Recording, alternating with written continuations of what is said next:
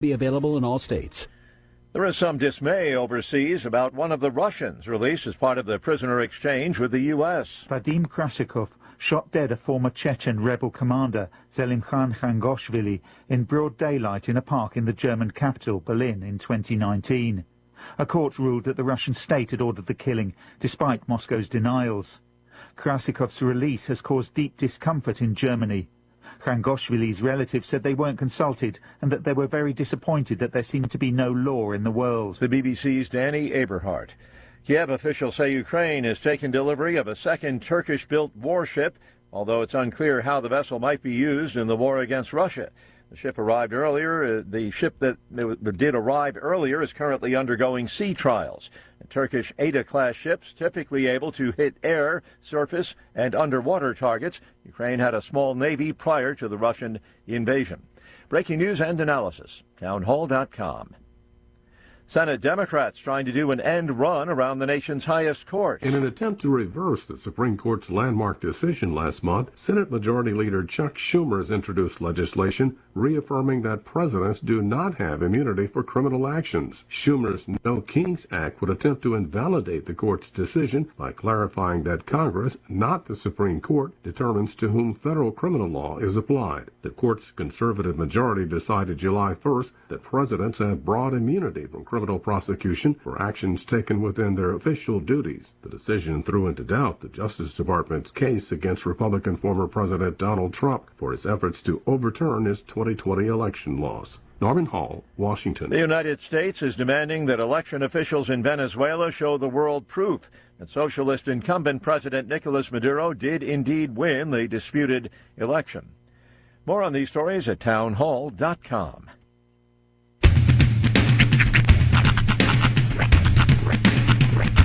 What in the wide, wide world of sports is going on here?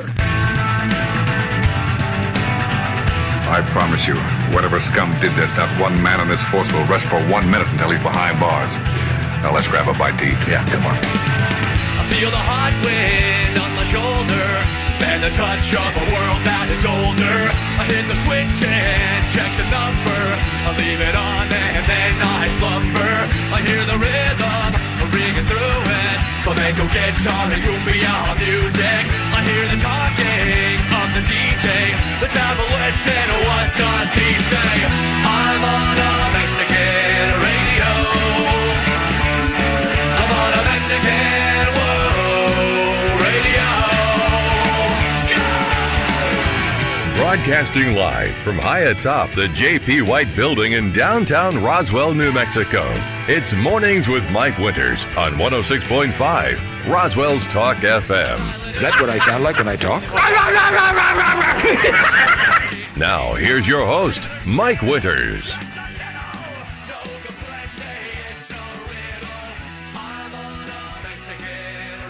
And good morning, one and all. Welcome to Mornings with Mike Winters. I am he. That would be me, Mike Winters. Happy Friday, everybody. It's finally here. It's just me, or this week seemed incredibly long? This has been a very long week. I think so, too. I think it's a lot to do with... Is the school week thing? It's the school of it all. It's getting ready for things. It's scrambling around. But also, it has been a very thick news week. Sure that, with the Olympics and with just the world. Right. Yeah. So just keeping track of it all, I think, it just feels like it's been a lot. Yeah, you just, every time you turn on social media or whatever, you're just inundated with 10 new things, and you're like, good Lord, what's going on? You're right. Yeah, you know what? That's a fair assessment. I think that is it's a cornucopia of just things all hitting at once. So, happy to report that day one went off without a hitch as far as all first day went of school. well. Yep. Rhiannon had a good first Great day in first her day new of school. school. She'll officially start doing the multiple class thing next week. Okay. They're gonna, and that'll be the first time she's ever experienced. Now she's now. What do they have? 7 classes? It's 7 classes. Yeah. In elementary school, she did go to she would go to art, she would go to her gym class, and there were different classes that she would. So she's used to transitioning. But like it wasn't like you have a home base that you have for 10 minutes, and the rest of the day you're in other classes. And the other thing is, and this is something that I think we forget as adults, is that mindset of right before you go into math class, you have to change your mind to math mode. Right before you go into social studies, now you're social studies mind. So it's sort of like segmenting the brain a little bit, you know? In my head, it was like, okay, this homework's not due to a fourth period. I can do it in second period. There you go. And then there's that. She'll learn that soon. Right. We were helping Layla with some of her, she had first day homework. It was her first day of fifth grade. Oh, wow. I believe. Yeah. And she had homework. And it wasn't hard or anything. It was like, had to come up with a name of a thing, an object, and a person after all the letters of the word first day. Okay. What I figured out with that is there are very few famous people with a Y name. Y last name or Y first name? any name. Like we came up with Yanni. Oh, Y. Okay. Yeah. Yanni, Yasmin Bleeth, Yo-Yo Ma, Okay. and Yoko Ono. Okay. Those were pretty much what we came up with. And I'm like, who of any of those would a fifth grader know? So we went with Yoko Ono. Yahoo Serious?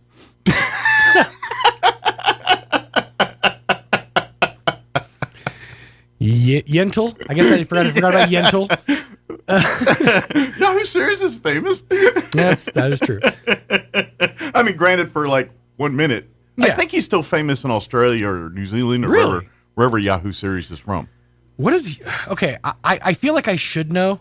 Who is Yahoo Serious? Oh, you don't remember Yahoo Serious? I don't. He had that movie in the Young Einstein. Oh my God, that was... Okay, you're right, that was Yahoo him. Serious. He's 71. He's 71? 71. Yahoo Serious is 71? Seriously. Whoa. Yeah. That's the craziest fact of this week. The boxing, all of it. That's crazier to me. And he's currently living in Cardiff, Australia. Australia. Okay. Yeah. I can't remember if he's Australian or New Zealand, or I knew he's one of those. But yeah, Yahoo Serious. Now you remember who Yahoo Serious is? I mean, now I do, yeah. Retired from acting and is heavily involved in philanthropy, becoming a founding director of the Kokata Track Foundation, a nonprofit organization that provides Papua New Guineans with education and healthcare services while promoting the Kokota story. Wow, he's like a good dude. Yeah. Yahoo Serious. Yahoo Serious. Horrible actor, but good dude. All I could think when you said that was Tex Colorado. From Detroit. Yahoo Serious. Interesting. There you go. Well, there you go. But that was, Yakov Smirnoff. oh, Why did I Yakov think of him? Smirnoff. Yeah, that's another one. Dang it. It was Although right there. If she put Yahoo Serious, I mean, that would be... It's just a stretch. I hope the teacher would know, like they're old enough or know who Yahoo. That would, Well, I figure most of the kids are going to say like Yoshi or something like that. And I was like, let's pick a person, you know, yeah, right? Something that that is actually like a human. Yogi Bear, did that count? I did suggest Yogi Bear, and that brought up Yogi Berra, Yeah. but the argument was then presented: what fifth grader, self-respecting fifth grader, would know who Yogi Berra is? I guess a real strong baseball fan that has mom or dad that's a huge baseball fan. I don't know. Historically minded, Stuck in the Yankees of the of the 50s and so on. Mm-hmm. But yeah, I don't know. Now I'm thinking. Now you do have me like just more Y names. right? There just aren't a lot out there. Most letters I can come up with one. You know, it's like the other one is like X. There's not a lot of famous people that I can think of with any or X names. Yeah, you think of like any Xaviers. Yeah, Xavier. Malcolm X. Yeah. I mean, short of that. So just there's just not a lot of, you know, there's X. certain letters that don't lend themselves to X good the names. social media. Yeah. The everything app. Hot dog. But yeah, so homework on the first day, which I thought was a little ludicrous, but not undoable. He would qualify for L. Ludicrous. Ludicrous, yeah. He would. Xander. Yeah, Xander is Yeah, that's the X. But I couldn't think of anybody famous named Xander. I guess Xanadu. Yeah. Yeah. Is that a person? That's a though? place. Yeah, that's not really a person. Yeah. So It's a skating wonderland. yeah. So just stick with Malcolm X, I guess, We'll just let your brains wander on that one. or Professor X. Right. Let me give you the rundown for today. We do have a full slate for you for today's show. Here in the 7 o'clock hour, in just a few minutes, we're going to have pastors Pat Laney and Phil Wood join us for Victory Outreach. Tonight, got a big free concert, Hope for Roswell event happening on the Chavez County Courthouse lawn this evening, beginning at 7 p.m. So we'll talk about that and what's going to be happening out on the courthouse lawn. In the 8 o'clock hour, about 8:15, we're going to replay our interview we had with Crystal Noble from the Humane Society. They are full go and blowed. No more quarantining of dogs. They've got a plethora of pets looking for homes, kitties, too. They got matter of fact, I just shared after yesterday afternoon, I saw a post on Facebook from the Humane Society that they are in need of litter, kitty litter, and kitten chow, Purina, the kitten food. Okay. If you have not cat chow. Yeah, the kitten formula. Yeah, for the kittens. Gotcha. I shared it on our Facebook, but if you can help them out there. But we'll play that interview, which happened actually yesterday morning before that call went out. So, and then in the 9 o'clock hour, about 9:15, we'll have Barbara Gomez and Main Street Roswell join us. I'm going to guess maybe even Peggy Sesky. She kind of runs the farmers and farmers market, which is full swing going, and every Saturday morning, beginning at 7 a.m. And it will be tomorrow.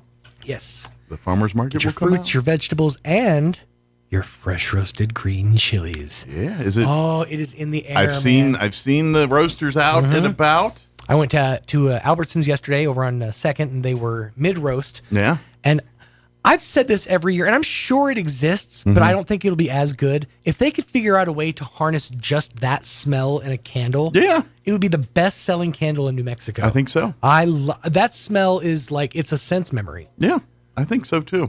I bet they could do it. I mean, I know there's these weird things that candle companies do where they recreate, like, I remember it was a podcast show I liked, and the host of that show was way into like Yankee candles, like way more than an adult human being should be. Any man should be. And anyway, so he ended up going to like some Yankee candle company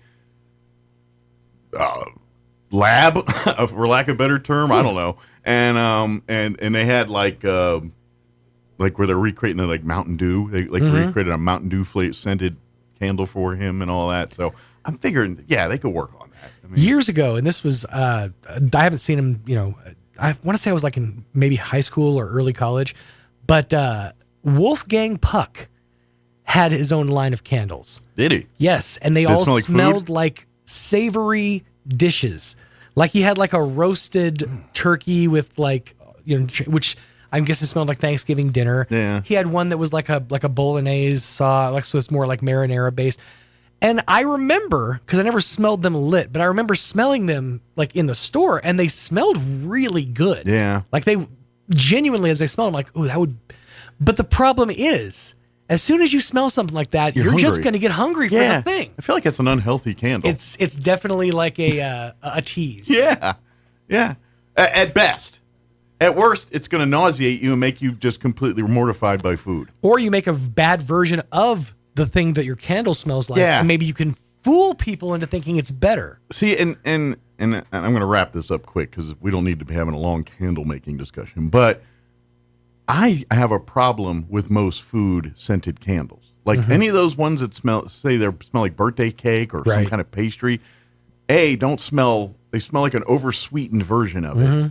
And usually it's quite nauseating on the stomach. Yeah, I'll give you that. So I'm a little leery when they're like, ooh, turkey flavor or whatever. I'm like, I remember, and this was probably a year, maybe even 2 years ago, getting a visceral reaction from one Michael Winters when I lit it was supposed to smell like the carnival candle, that thing. But it just basically smelled like kettle corn. Oh yeah. And Mike's like, what in God's name is that smell? He's like, you take it home and you never bring it back. It was not a good smell. that was a attack on the news. So Mike likes candles, just certain ones. Yeah, that was rough. You got to pick your spots. That was rough. All right, 7:17. Let's get you up to date on the weather. Weather is brought to you by Bob Reed Pest Control. Pest management for all of Southeast New Mexico. Bob Reed Pest Control. No job is too large or too small. Call today from anywhere in Southeast New Mexico. 575-623-5344. I'm meteorologist Steve Hamilton with your Pecos Valley weather. Our weekend looks hot. We'll have sunshine for most of today, but an isolated afternoon shower or thunderstorm could pop up. We'll be in the low 100s. Overnight, a few clouds and low 70s, and then lots of sunshine expected for Saturday. Looks like about 100 to 103 on the high. Few clouds on Saturday night, right around 100, and sunny again on Sunday. That's your latest forecast. This is staff meteorologist Steve Hamilton. Thank you, Steve. Currently 76 degrees here in Roswell. Humidity's at 60%. Winds out of the northwest at 12 miles per hour. They are giving us a 20% chance for some showers this afternoon. Only a 20, but a 20 nonetheless. They're talking after 3 o'clock today.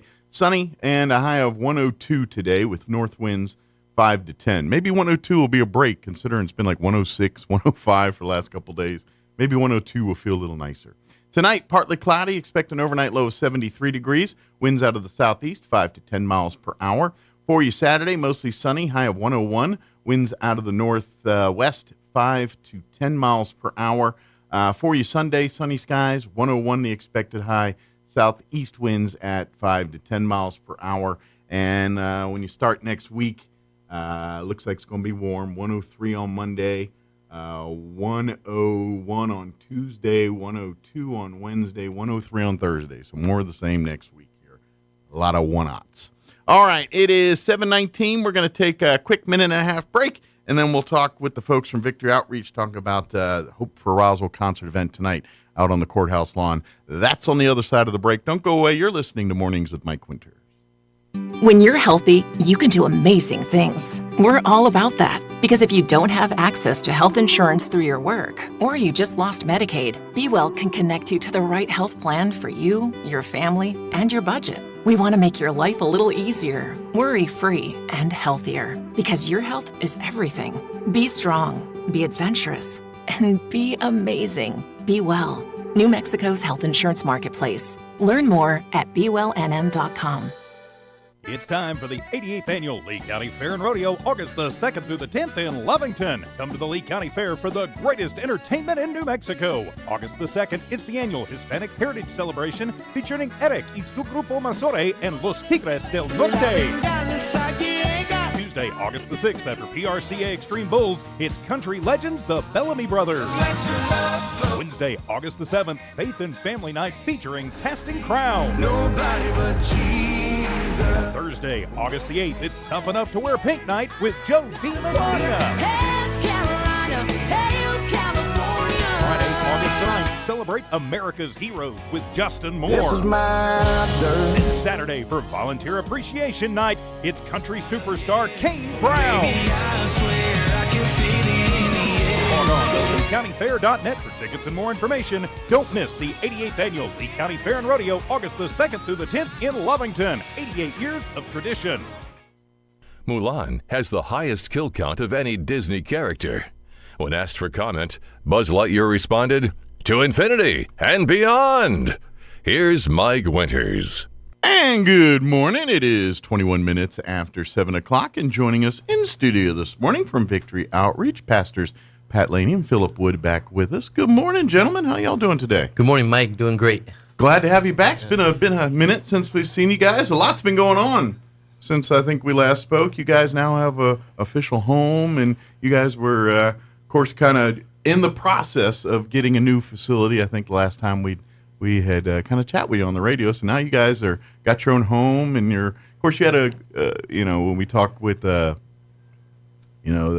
Tom Blake and everything, they did, and they housed you guys and helped you, but now you kind of had to spread your wings, grow your feet, and have your own place to do your thing. So you guys are fully going and just doing your thing now, right? Yeah, it's been a great adventure. When we got here in 2020, we started our little church with just 4 people in a house, just with a vision to reach drug addicts and their families and the hurting people of our city. Yeah. And as the months went by, and slowly God began to add people to our ministry, and of course, Pastor Tom Blake opened up his doors to us, and we were able to have church there and grow there for a couple of years, and just finally this last December we that was your nest. Yeah, and we've those are those are like our grandparents, our Pastor Tom and the Presbyterian.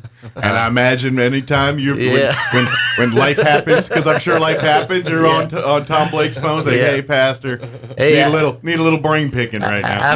After that Presbyterian service, someone always makes a homemade dish, and they got cakes and cookies, and it's like Grandma's house. That's right. It's awesome. Like, we need baked goods. Sometimes we still just drop by over there and see what they got cooking. Well, that's something you got to learn, because all churches, food is like the thing. You could, it's like, they'd be like, well, we could start service late, but there better be food. Right. We can start service late, but we cannot not have food. So that might be the next phase, is work on the team of the cookers and the chefs. Actually, our new church has a full kitchen. All right. And so, God really opened the door. We're just, a small congregation. Sure. 40, 50, sometimes 60 people. And we had this opportunity to buy the building right there on Alameda and Sycamore. It's awesome. And it's been so great so far. It's been awesome. Excellent. And, of course, something I do want to talk for folks, like you said at the beginning, this Victory Outreach, like you said, it started and it still is. Don't it really, for folks that are, overcoming addiction, things like that, that's kind of the place where this came from. Yeah. But it's a full-on church. If you are dealing with addiction stuff, the doors are open for you. We'd love to have you come be a part. But that's not a requirement. No. If you just want to connect with God, the doors are open for you. You don't have to have a problem per se. I mean, we're life. We're living life, and we all have problems. But you don't have to have a specific problem to come through the door. And every family is affected by addiction. Yeah. At some point. Sure. And so, but our church, we have a wonderful church. It's not just about drugs and all that kind of stuff. That's just kind of the connecting fiber there that brought folks. So the base of this, let's face it, probably came in kicking and screaming in some places, and it kind of makes it the stronger part, because they came from this side to get back to this side, and that journey to get here makes it so much stronger once you're here, if that makes sense. And so when you have that as your foundation, that bodes well for the church. Yeah. If that makes sense. But by no means, now you're at a point, it's like we're just a church home that we want to welcome every person that wants to get close to God. And for a small church, we're super diverse. Age, ethnicity, we're a super diverse church. Good deal. And different backgrounds, not just drugs and alcohol, but different backgrounds. Sure. Younger, older, I imagine, a little bit, which you need too. And speaking about the whole drugs and alcohol, I'd love to give, if Phil can share about our Victory Home real quick. Yeah. Don't forget, that's still a tentpole part of this process. If you're dealing with substance or addiction of any way, shape, or form, this Victory Outreach is ready to reach a hand and help you. And we're just about to have another home graduate. Brother Hunter is graduating this month. Great. And, we have several success stories. We'd love to bring them in sometimes. Maybe we can bring John and Emilio. Let's and share their Hunter story if they're willing. And absolutely. Yeah, give us an update at the home. Yeah, so right here in the city of Roswell, we do have it's a 100% free of charge men's home. You don't need insurances, nothing. There's a lot of men who come in, like even Pastor Pat, when he came into the home over 20 years ago, he wasn't a believer in Christ. You don't have to be a believer in Christ. That's what I'm to come saying. into our home. That's kind of what I was getting at earlier. I was like, you guys came from the non-believers of believers, and when you flip, that creates a much stronger bond there. Yeah, and it's just a free home right here in Roswell, right? It's what our ministry. It's the backbone of our ministry internationally. We have over 350 free men's and women's homes. If you or anyone is struggling with drugs or alcohol, depression, suicide, trying to get out of the streets, trying to leave that life behind, it's a place where God can really separate you and place inside of you a new structure. Sure. Right? And that structure is of Jesus. A lot of people think they come into our Victory Home and it's just to get off the streets. It's just to get off the drugs, but we really believe it's Jesus. We know the answer is Jesus because we felt him in our own life, and that he's the source. Your addiction's a side effect. Your addiction is the treatment program.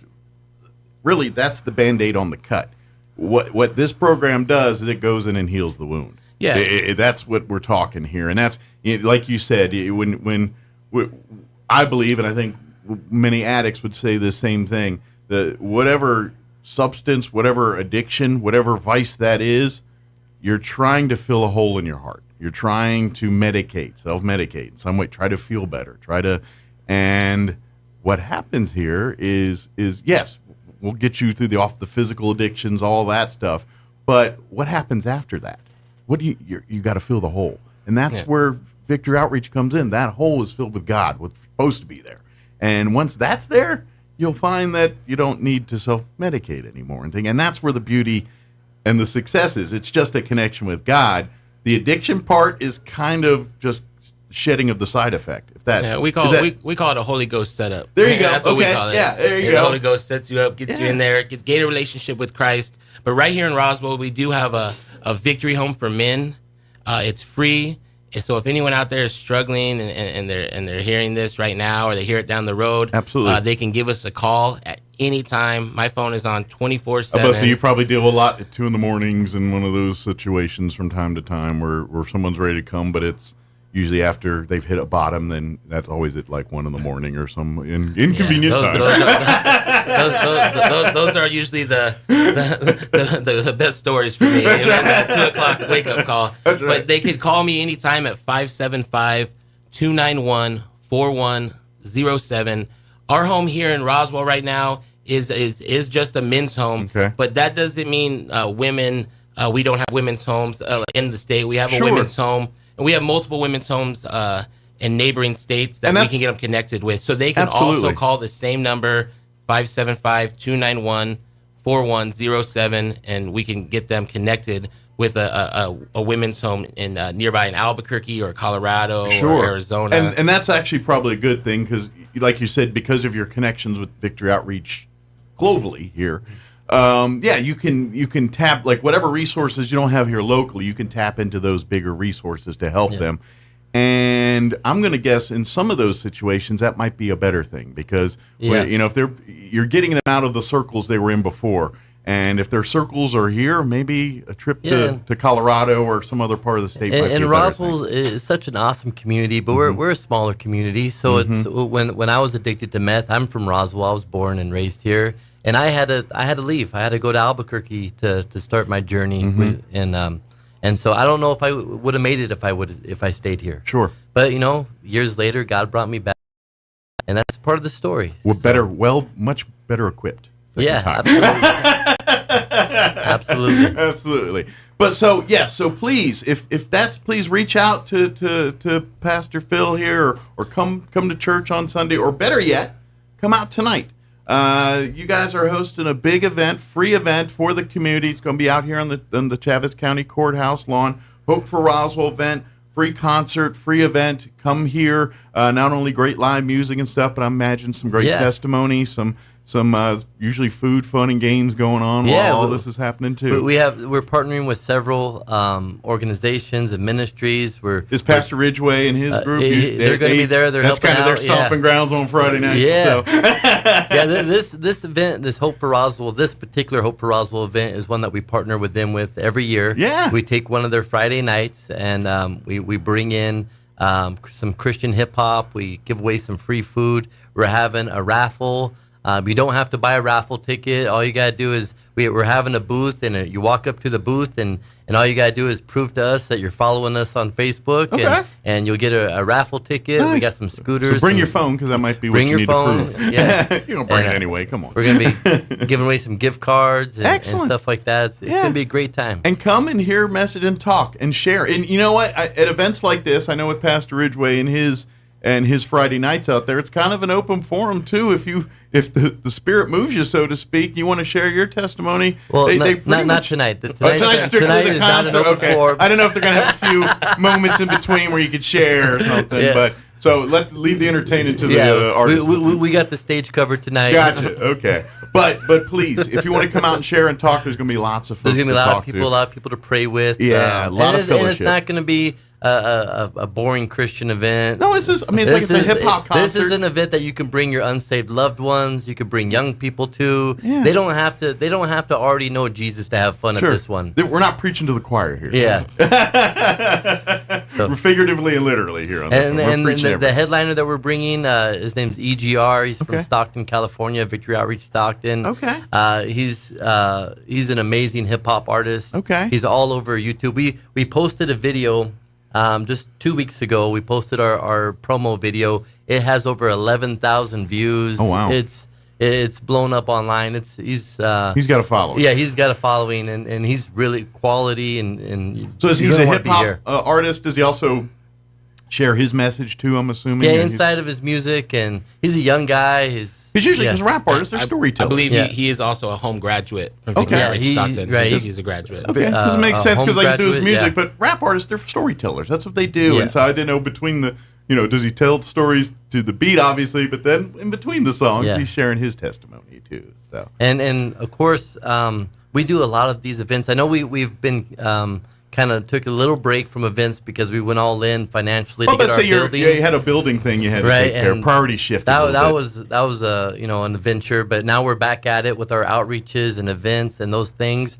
And so if you want the latest up-to-date, follow us, Victory Outreach Roswell, on our Facebook and Instagram. We're always doing things. We're always having stuff. And so if you're looking to connect, or our Facebook our social media is really good. Yeah, you can actually, and I know you stream a lot of your sermons and things on there. So folks that are maybe are homebound or can't get out, you can still connect to the church that way. But please, maybe check that out first, and if you're able, God, love to have you come on out for a Sunday service, or come out on Wednesday night or something. Come out and just be a part of the family, and just see what a church home's like here. So absolutely. And if you can cook, that helps too, because we got this whole new kitchen. We got this whole new kitchen. We are currently looking to fill a position in our ministry. We need some grandparents to cook. Chef or a baker would be nice. That'd be That's good right. too. Absolutely. Some cookies. Well, then then we can have our bean suppers or ice cream socials or baked good nights and have I don't know, movie Mike. nights. You had me at ice cream. That's so cool. Speaking of service, give out service times and everything. If folks want to come and see the new facility, see the new home. Yeah, absolutely. Every week we have several things going on there at the building. Our Wednesday night is our God's Anointed Now Generation student and high school ministry, or young adult and high school ministry. And so it's at 7 o'clock every Wednesday night. And that's from middle school all the way to young adult. Okay. And then on Thursday night, we have our Hour of Power service. We're going through this great series called I Am in the book of John right now. Okay. Thursday night, it's only an hour long. So you get there at 7, you're out of there by 8 on Thursday nights. And then you're home to catch the second half of football. Now that's football season. On Sunday mornings, we're 11 o'clock. And so we have awesome worship, awesome people. And it's worth it. Yeah, come out this Sunday. The one thing about our church is I can really say it's worth the drive. We're not even that far out. The thing in Roswell is like everything's 10 minutes away. Yeah. And say, oh, you guys are way on the west side. What do you mean? Being in Albuquerque, you used to have to leave 45. You want to be somewhere, you got to leave 45 minutes before you got to be there. People drive to Albuquerque for lunch around here. Don't hand me. They go to the west side. I could walk to the church in 15 minutes. Right. What are we talking about? Yeah. Alameda, You can slip a little and bit. Come Sycamore. on now. 11 o'clock Sunday mornings. Absolutely, come and be a part of the family. Come see what it's about. If you're just looking to connect with God, looking for a church home, and certainly if you are dealing with those kinds of issues, whether things in life just aren't working out, you're struggling. Maybe it's addiction. Maybe it's not. Maybe it's just something else that's not in life. Please reach out. If we do need to a point where we can get you into the men's home or one of the other facilities, then let's do that. But let's make that first connection. Let's talk. Let's see. And I imagine when someone's just making that decision, I'm sure that they're in the driver's seat. That whole time. You guys are obviously encouraging, but at the end of the day, you're the one that has to make that decision to step into that, to commit. And once that commit happens, it's there. And you'll trust me. I've seen it so many times where people, let's face it, and we've had them on this show, folks that I'm sure a lot of people counted out. A lot of people said they you know what I mean? You yourselves probably were thought of in those circles at some point. And I've seen them right here. and they're 1,000% from the time of the stories they're telling me and what people said about them and all this, to where they're just great people. That and they were always great people. They just had they were weighed down with all this crap, for lack of a better term, and this works. This helps people. This I can say this in any.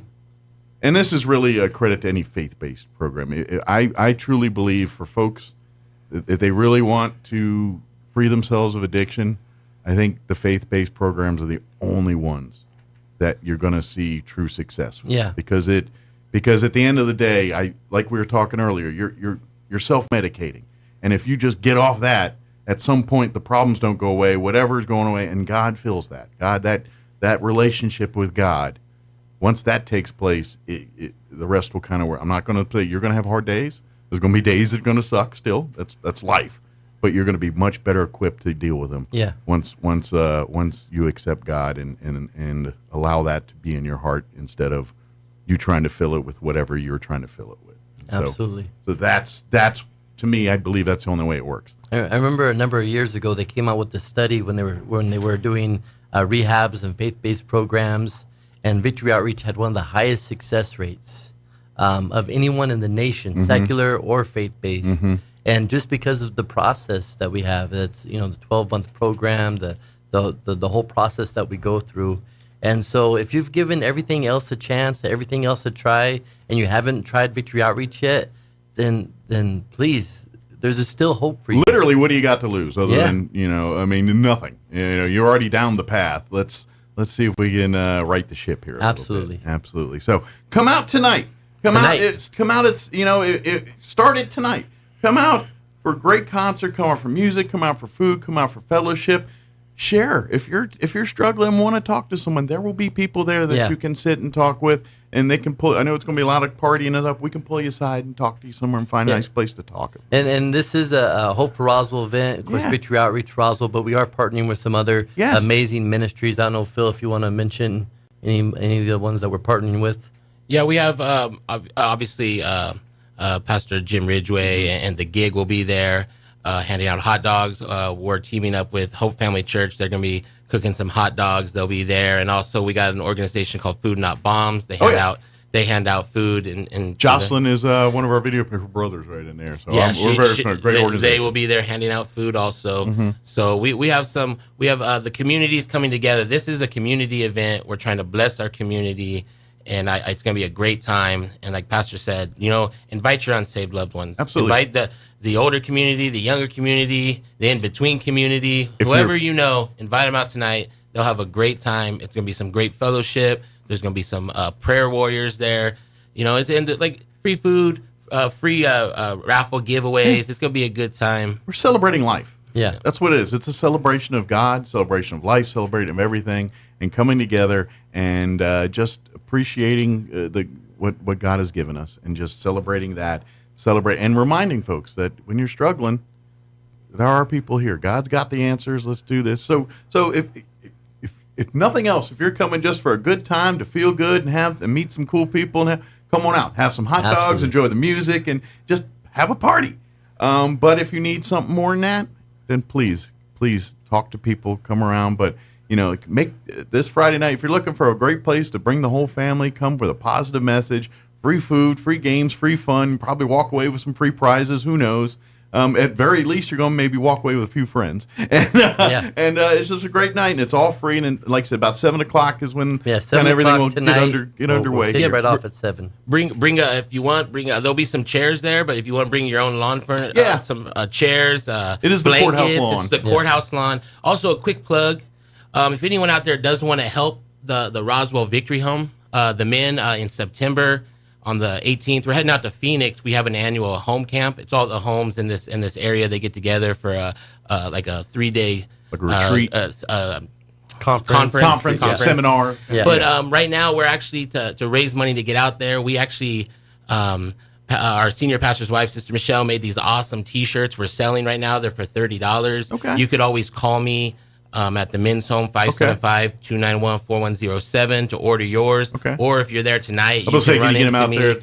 You can run into me, and I can get your size, and we can Okay. get one for you too. And all the proceeds are going directly to help these men. Excellent. Because our home is free. These men, we don't ask for a penny from them. Well, most of them And came in with probably the clothes on their back and not much more, and it was about I came into the home in 2019 in Albuquerque with a trash bag full of clothes. And it probably wasn't even clothes. I should have been. They weren't even wearable. Anyway. And then those clothes only fit for 2 months. That's right. They go from 34 to 36 to 38. Yeah, that's the one thing you do is you eat.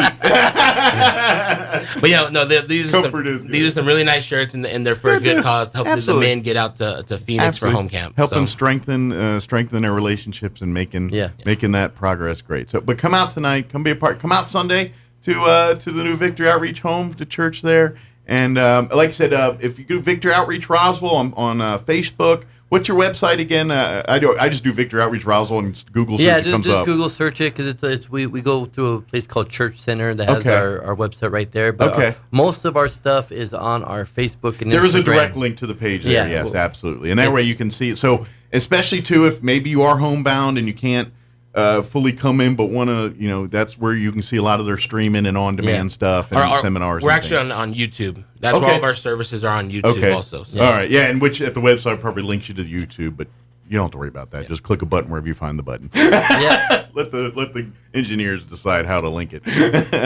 And then come out tonight at 7. And is there anything else we missed, or do we? That's it. Hopefully we'll be back in a couple of weeks. We got a few more things happening. Excellent. For the rest of the year. Phil, if anybody's like you said, if anybody needs to talk, wants to learn more about the home, any of that stuff, what's probably the most efficient way to get a hold of you? You can contact me. Like I said, anytime. The phone number again is 575-291-4107. You can call that number. You can text that number. I actually just got a text message when I was sitting here from somebody. Amen. So the phone's always on. You can call or text. So something you get, or show up to church during one of the service times. Yeah. Phil's always there. The home's always there. Come out Thursday or Sunday questions. or Wednesday, or come out tonight to the gig into the courthouse lawn here in the big Hope for Roswell event with a multi-church, multi-organization event here. Come and Food Not Bombs is another. If you want to make donations there, they've been helping a lot of victims with Ruidoso. When the Ruidoso fires weren't going, they kind of focus on homeless and those, and they still are, but it's kind of one big batch right now with our Ruidoso folks and our regular we were in a building project to try to update our building, and we had to put that on pause as soon as the Ruidoso thing happened, and so we opened up our church to receive donations. Shift and do what churches do in times like this. What churches do, and that's what it's all about, a community coming together. Absolutely. The body of Christ coming together to help those in need. Places of sanctuary and places of peace, and that's what it is. So come be a part, and congratulations on your new home. Yeah, we appreciate it. That's awesome. So thank you guys. Well, good. We'll see you next time. And like we said, I know we talked, and we got a few folks that I think have been making some achievements through the Victory Outreach program, and we want to spotlight them here on the show. Yeah, let's do it. That sounds like a great idea. That'd be awesome. Thank you guys. Appreciate it. And God bless. Awesome. Thank you, Mike. All right. It is 7:45. Let's pause for news. Your Kim Commando update, Wall Street business, and a commercial or two to pay for lunch because I like to eat too. So we're going to get all that, and then we'll be back. Don't go away. Now, your Pecos Valley news update. I'm Jared Cirillo. New Mexico's congressional delegation is working to shore up a federal disaster relief fund. In the wake of fires and floods at Ruidoso, Representatives Teresa Leger Fernandez, Melanie Stansbury, and Gabe Vasquez sent a letter Thursday to House Speaker Mike Johnson and House Minority Leader Hakeem Jeffries. The letter demands that Congress prioritize fully funding FEMA's Disaster Relief Fund when the House reconvenes in September. A recent federal report projected the Disaster Relief Fund from FEMA would run a more than $6.5 billion deficit by the end of this year. The New Mexico State Fair and Ex Novo Brewing are announcing the official beer of this year's State Fair. Ex Novo's new Barrel Racer Blonde will be on tap at the fair in September and at retailers across the state beginning August 6th. Barrel Racer Blonde was brewed with American and German noble hops. It will also be served at Ex Novo Brewing in Corrales.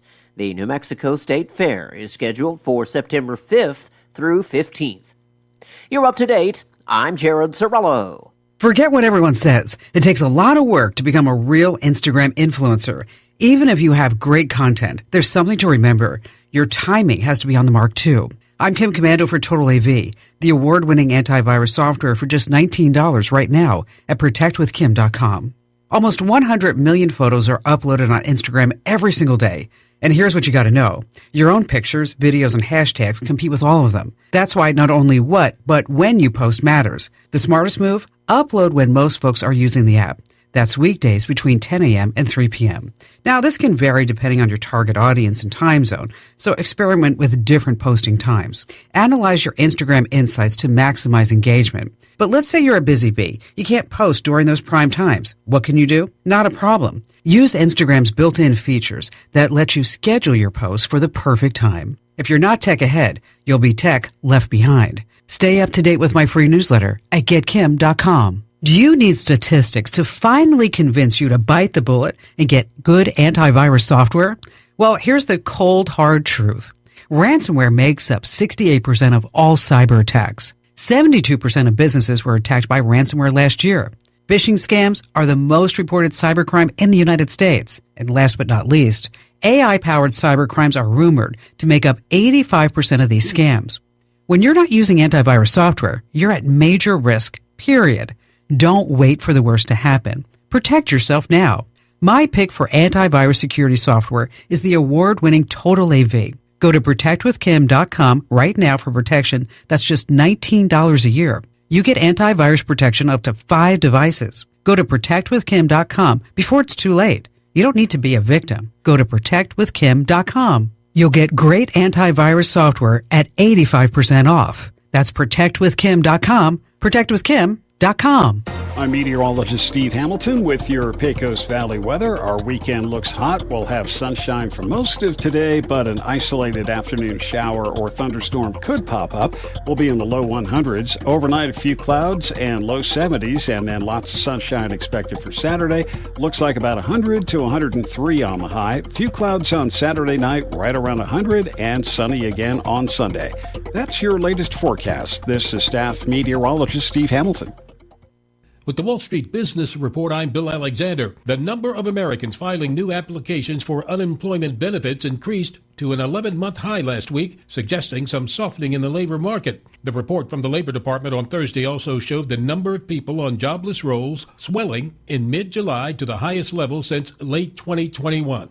Intel reported worse than expected quarterly results. The chipmaker announced plans to cut around 15,000 employees, eliminate its fiscal fourth quarter dividend, and reduce capital expenditures. The Bank of England cut interest rates from a 16-year high on Thursday after a tight vote by its policymakers who were split over whether inflation pressures had eased sufficiently. Makers of ATVs, boats, and other recreational vehicles are staring at a bleak summer as caution around big-ticket purchases amid high interest rates has dashed hopes of demand recovery for big manufacturers of leisure products. For the Wall Street Business Report, I'm Bill Alexander in Washington.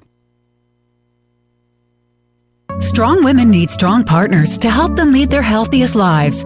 At Artesia General Hospital, Dr. Scott Beard and nurse practitioner Lori Crockett deliver compassionate, holistic care to women at every age and stage. From routine checkups to diagnostic testing and specialty services like urogynecology, you can expect the most innovative, personalized care close to home. Learn more about women's services at Artesia General Hospital online at artesiageneral.com/women or by calling 575-736-8394. Many women's services are also offered in Carlsbad.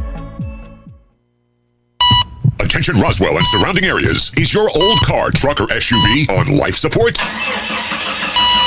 Clear. With new management and a whole new attitude, Roswell Ford makes trading up to a new Ford or quality pre-owned vehicle fast, fun, and easy. Upside down in your loan or stuck in your lease? Roswell Ford wants to get you released even if you owe thousands more than your trade is worth, regardless of make, miles, or condition. Right now, get huge savings with rates as low as 0% for 66 months and no payments until Labor Day.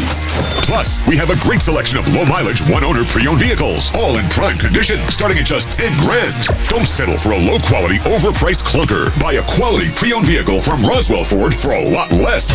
Worried about your credit? Don't sweat it. We've partnered with the most aggressive lenders that will push to approve you today, even with bad or no credit. Lower prices, exceptional trade-in values, and a better buying experience. Get on board at Roswell Ford, 821 North Main Street in beautiful Roswell, or online at roswellford.com. 1515 per thousand finance on select new Ford models with approved credit. Maybe your AC unit needs a little tender loving care.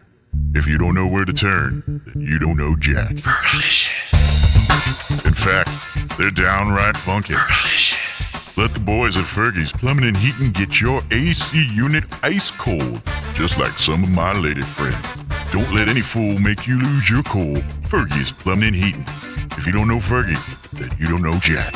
632-2660. Fergalicious. The fifth beatitude in the Sermon on the Mount reads like this: Blessed are the merciful, for they will be shown mercy. In Matthew 8, Jesus cleanses a leper, heals a paralytic, raises a dying woman, and frees 2 men of demons. Jesus not only talks about mercy, but he lives it, and he calls us to live it too. You see, showing mercy to others isn't necessarily about giving them what they deserve, but rather what they don't deserve. Mercy is also about helping those who can't help themselves. What does mercy look like in your life, in your office or classroom, at home behind closed doors, as you go about living your day? When God reveals himself to Moses in Exodus 34, he describes himself as a merciful and gracious God, slow to anger, abounding in steadfast love and faithfulness. Isn't it good to know that we have a God who is merciful and gracious? His call is for us to look like him. Join us at the Country Club Road Church of Christ for worship at 10 a.m. on Sunday, located on the corner of Country Club and Washington in Roswell. Your fingernails grow faster on your dominant hand. Not sure which is your dominant hand? Just wait. You'll nail it. Here's Mike Winters. And good morning. It is 7:54. Got a few minutes here before we get you into the top of the hour news. So, of course, with the, Olympics and everything and, going on, and of course, the two kind of stories that were floating all over the internet yesterday in the boxing world. One is the boxing thing with she's something with the chromosomes and the man and woman, and said that she was a man and now is a woman, but was actually a woman. It's just, I don't know. But I think after all said and done, she's actually a woman, just very manly woman. I don't know. But anyway, that's one of the stories. But the other story that's kind of been all over the internet is the shooter, the gun, the pistol, I guess that's the category, pistol competitor from Turkey. Oh, yes. The guy that now... I was hoping to talk about this. Yeah, now the guy. Now here's the deal. For what happened was this guy from Turkey, and it's all over Facebook and Twitter and all over now, so you probably know what I'm talking about. So like when these pistol shooters go to shoot, they all have their specialized lenses.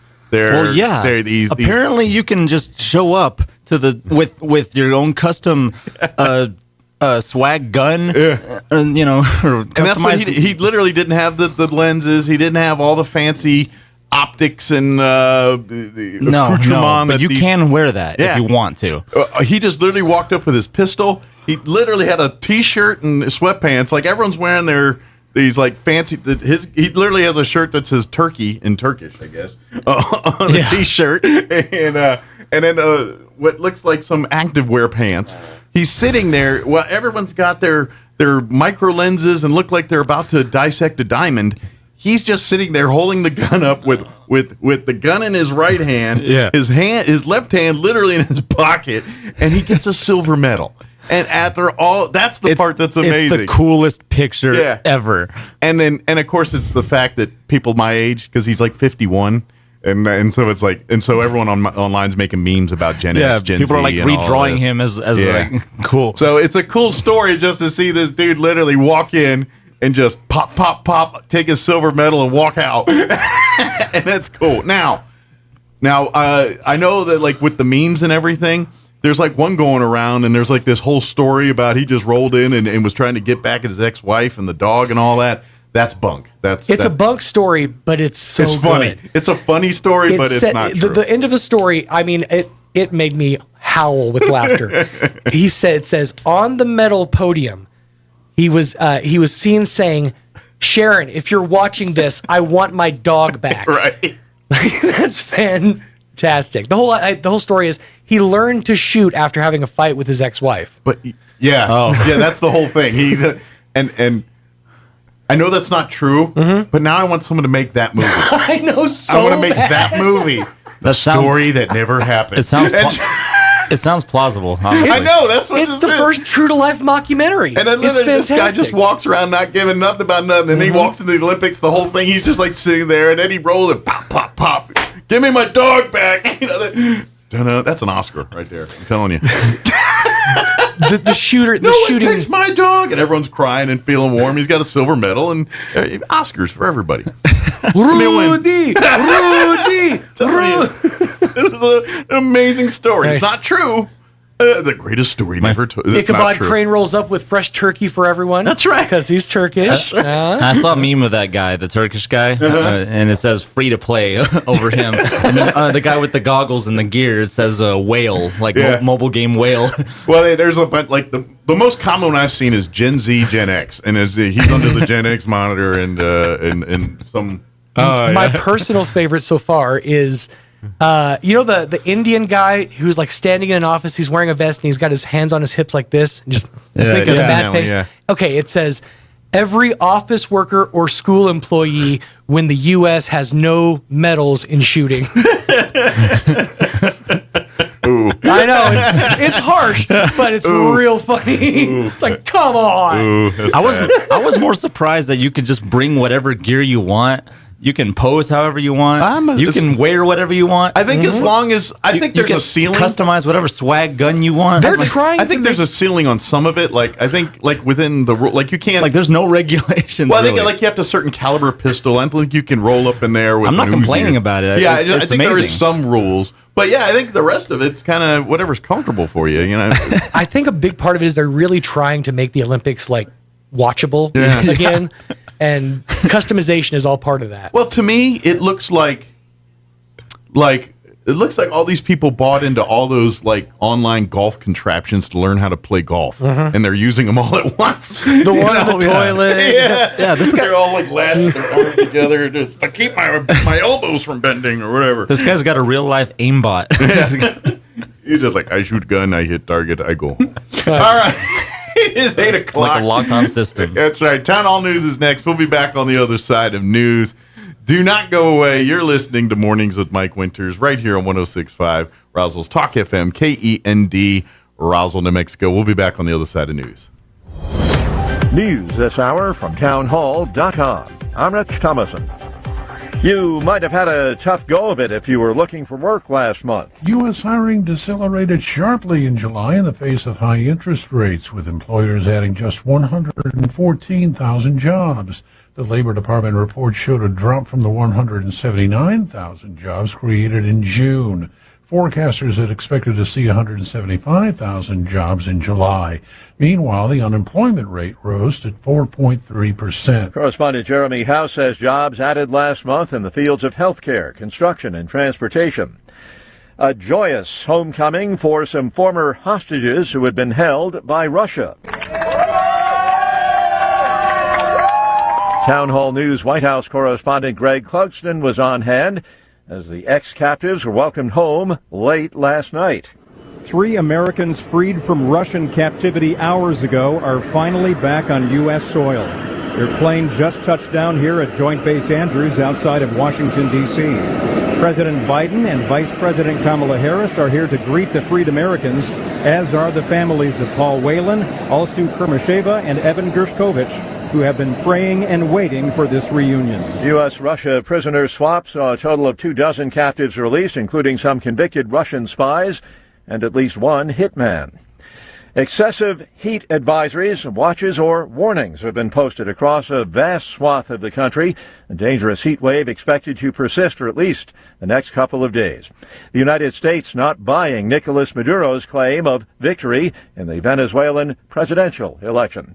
Sell-off rolls on Wall Street this hour. The Dow is down 471 points. The Nasdaq is off 441. That's a loss of 2.5%. More on these stories at townhall.com. Government debt is now exploding by an unprecedented $1 trillion every 90 days. Think of that. It's a clear sign that our nation's finances are...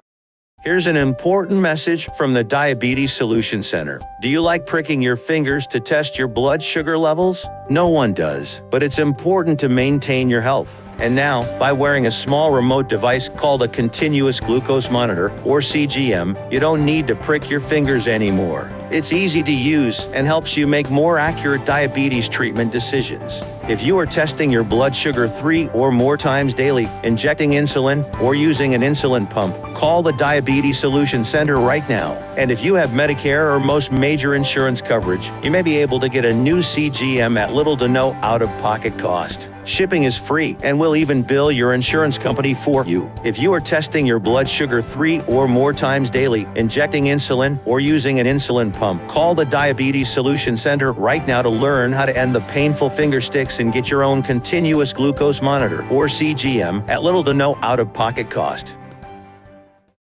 Which has been his base for years, after prayers in Doha's biggest mosque. His remains were flown here from Tehran, where he was assassinated in the early hours of Wednesday. That killing has reverberated around the region. Iran's supreme leader, who prayed over his coffin, vowed that Israel would suffer a harsh punishment. There will be retaliation. The question is how severe, and at what point might the tit-for-tat escalate beyond control? The BBC's Orla Guerin. Amnesty International says at least 13 demonstrators have been killed during mass protests over Nigeria's economic crisis. News and analysis at townhall.com. Belt tightening at a tech industry giant, shrinking its workforce by 15%. Intel is expected to cut about 15,000 jobs as it tries to turn its business around to compete with more successful rivals like Nvidia and AMD. The job cuts come on the heels of a disappointing quarter and forecast for the iconic chip maker founded in 1968 at the start of the PC revolution. Next week, Intel will announce an enhanced retirement offering for eligible employees and offer an application program for voluntary departures. The company is aiming to save $10 billion in 2025 with a focus on driving down costs. I'm Lisa Dwyer. Tennessee state lawmaker Gloria Johnson has won the Democratic primary for U.S. Senate. Johnson will be facing off against Republican Senator Marsha Blackburn in November. More on these stories at townhall.com.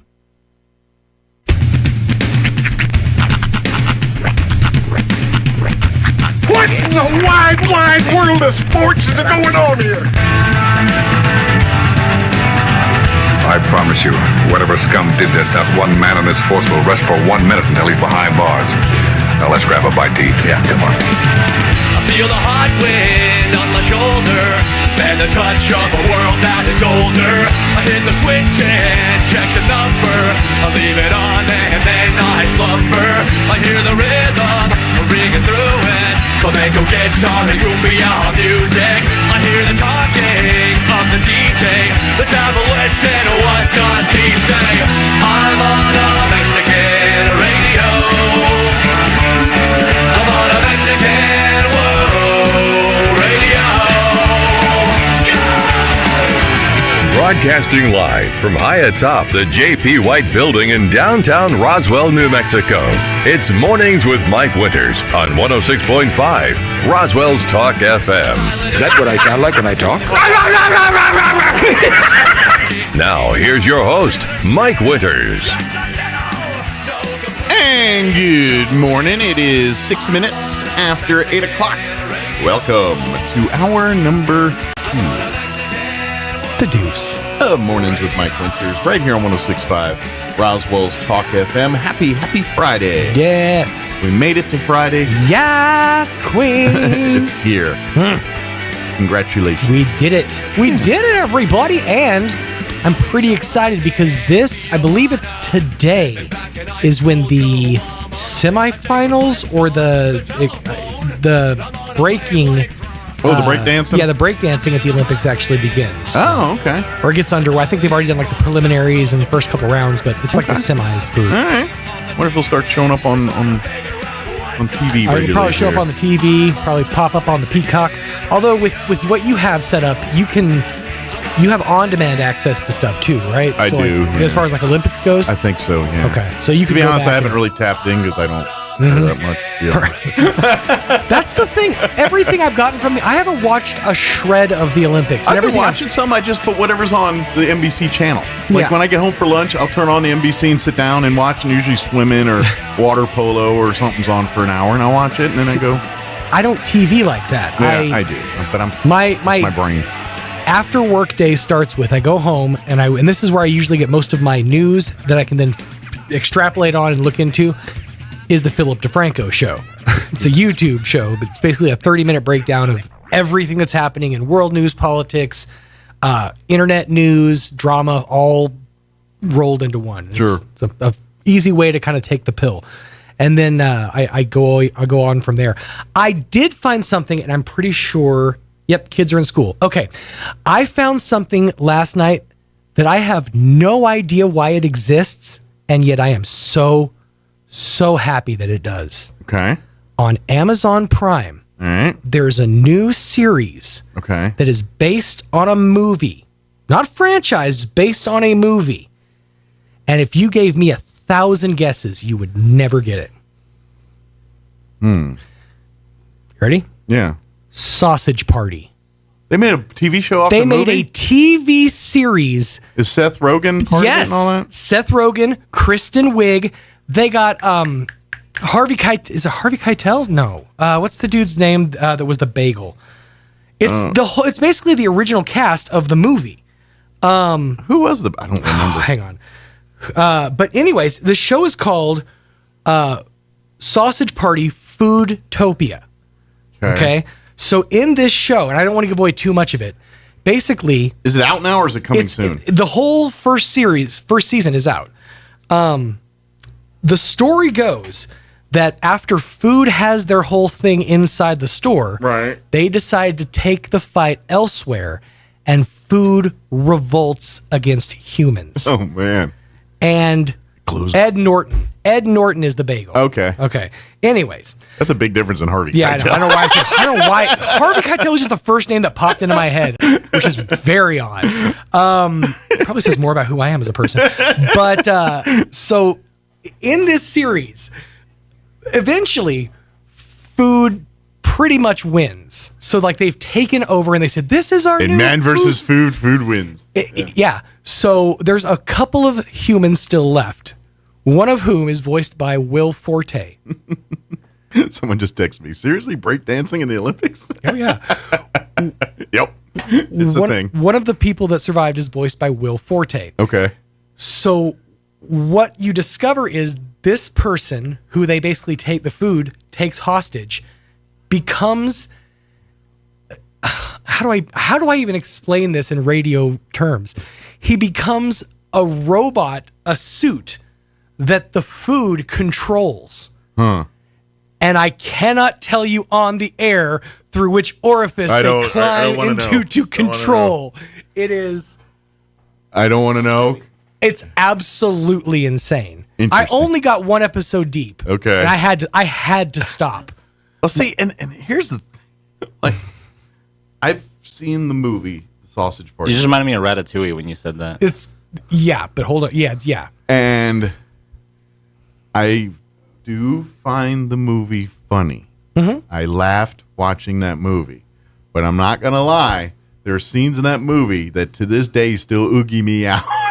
And I'm like, do I want to put myself through that again? I don't know. I don't know. If episode 1 is any indication, you're in for a wild ride.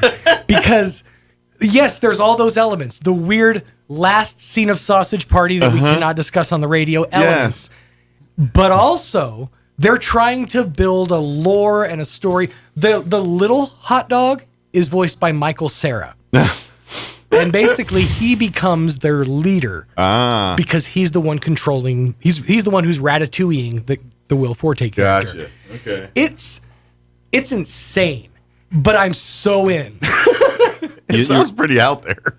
They were too busy thinking about whether they could. They never stopped to think whether or not they should. That's where I'm wondering. But I do love that they got the whole voice cast back. Did I hear correctly that they're going to do a second Ted 2 season? I haven't heard an official announcement yet. Not Ted 2, but the Ted TV The Ted series. TV series. Yeah, TV series. I haven't Season heard 2 of that. officially yet, but I do know that TTTS. When they decide to announce it, hopefully they'll have a few already in the can because that is a complicated show to put together. To be honest, I think that show is 10 times better than both of the movies. Oh, I agree. I think that the movies are funny, but I am way more invested in that TV show than I was either one of those movies. I am way because of the other characters, the family. You get to know the family. I will give you that. Yeah. It's better than Ted 2. Ted 1 still has my top spot. It has to. But the series is just and I always phenomenal. judge things on how much I care about it later on. And to be honest, I care way more about the show, Ted show, than I do about the Ted movie. Yeah, I go back to the movie a lot, but it's mostly to reference things that are referenced in the show. Yeah. Like the weed strain names. Sure. Now, don't get me wrong. They're funny. I love them. They're great movies. But of the three, I prefer the show to the movies. So, this is me. We can probably get our interview going because I think it's a little long because I'm a little long in the tooth talking. We're going to play our interview we had with Crystal Noble from the Humane Society. She joined us yesterday talking dogs and cats and all things that they need. By the way, I don't know if it was mentioned yesterday during your conversation.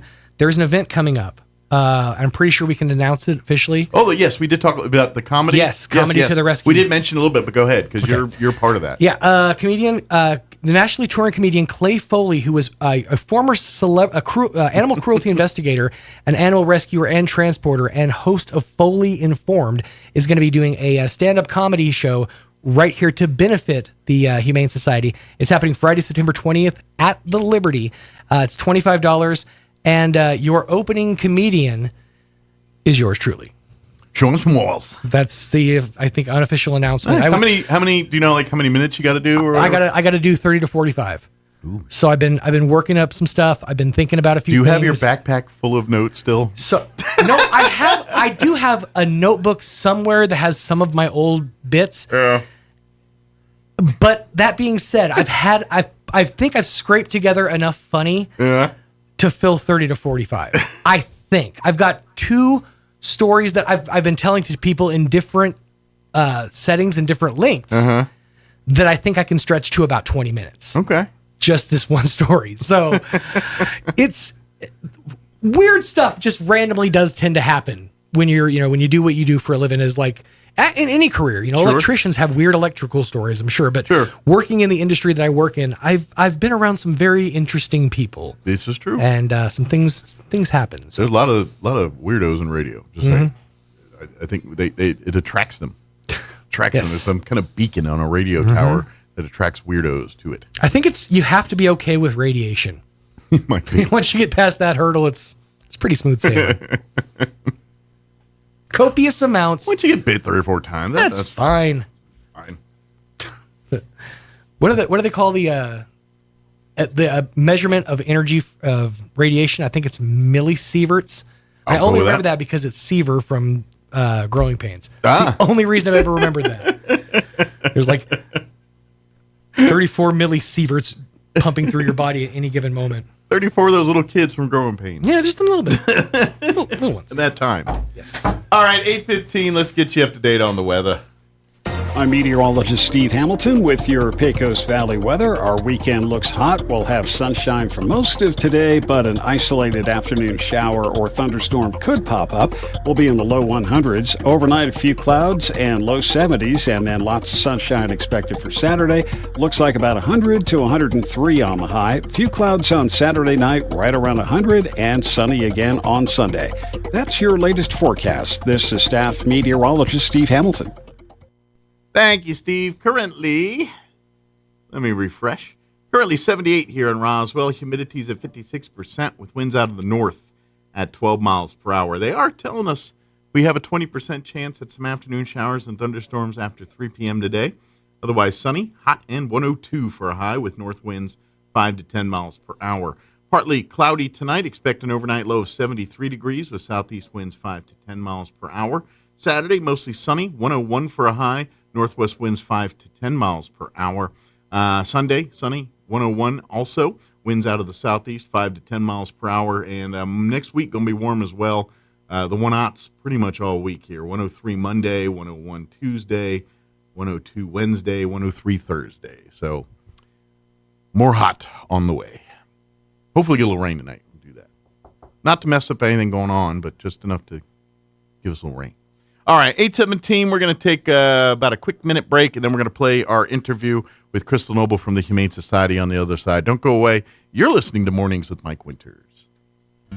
The fifth beatitude in the Sermon on the Mount reads like this: Blessed are the merciful, for they will be shown mercy.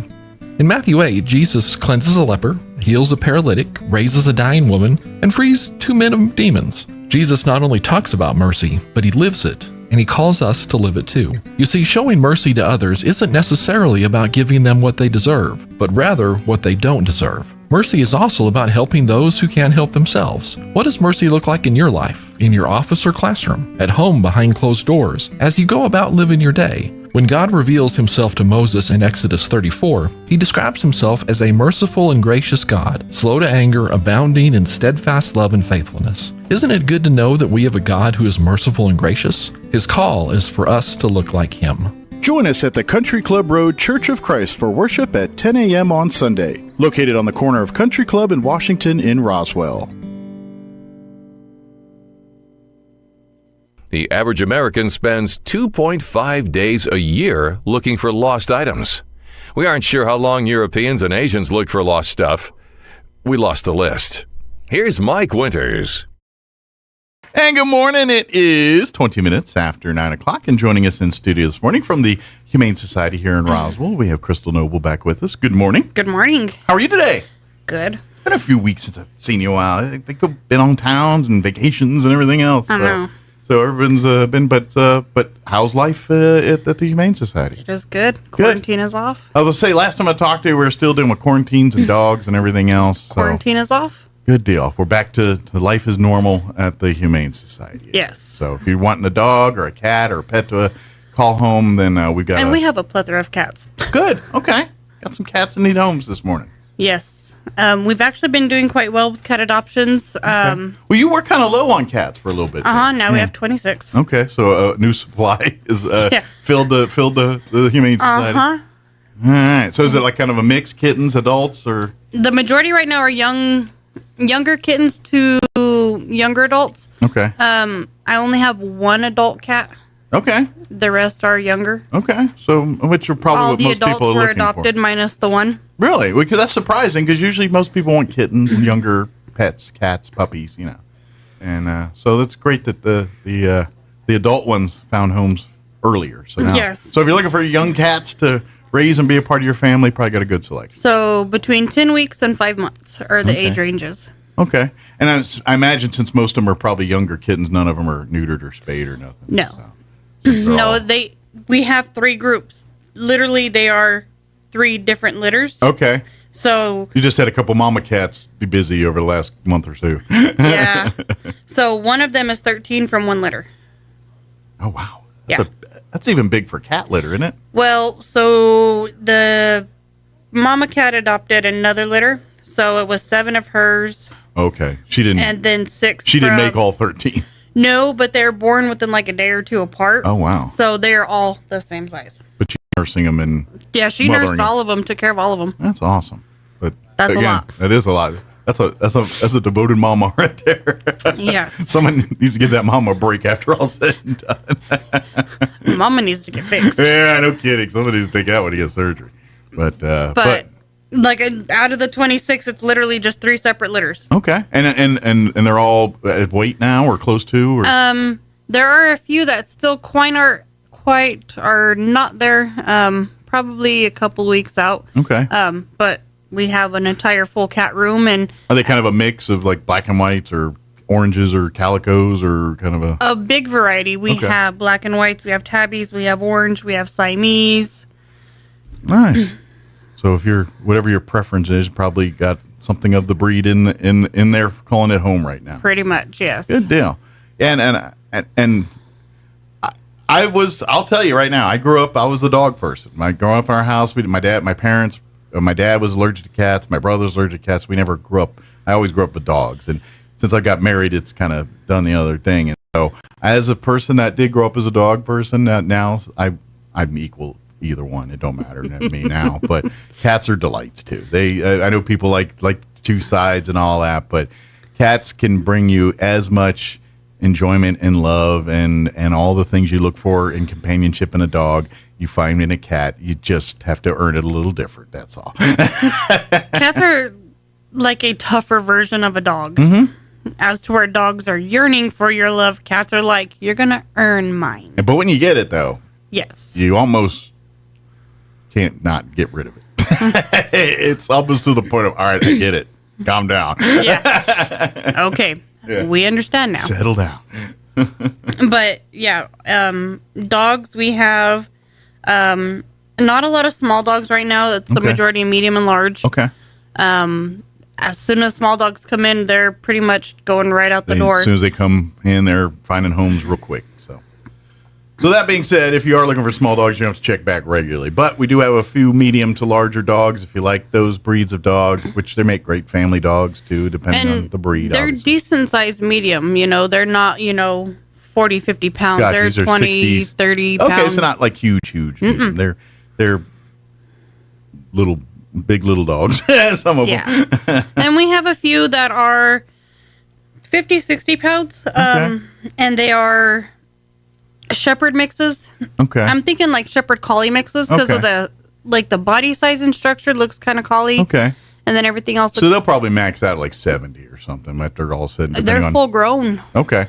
Well, it depends on how much you feed them. Yeah. But the two, Sadie and Shadow, they are siblings. Okay. And they are both very high energy. So they need like a very active family. And they But about to say they're probably a good family dog as long as you're out running around with them and stuff. Probably love very protective. to go for walks. Love walks. They sound like the type of dogs that will build that protective bond rather quickly with the family once it's established. Yes, and a lot of people, I need a guard dog. No, you need a family dog. Mm-hmm. That's the best guard dog because once that dog becomes a part of the family, they will take care of the rest. The training. Yep. Yeah.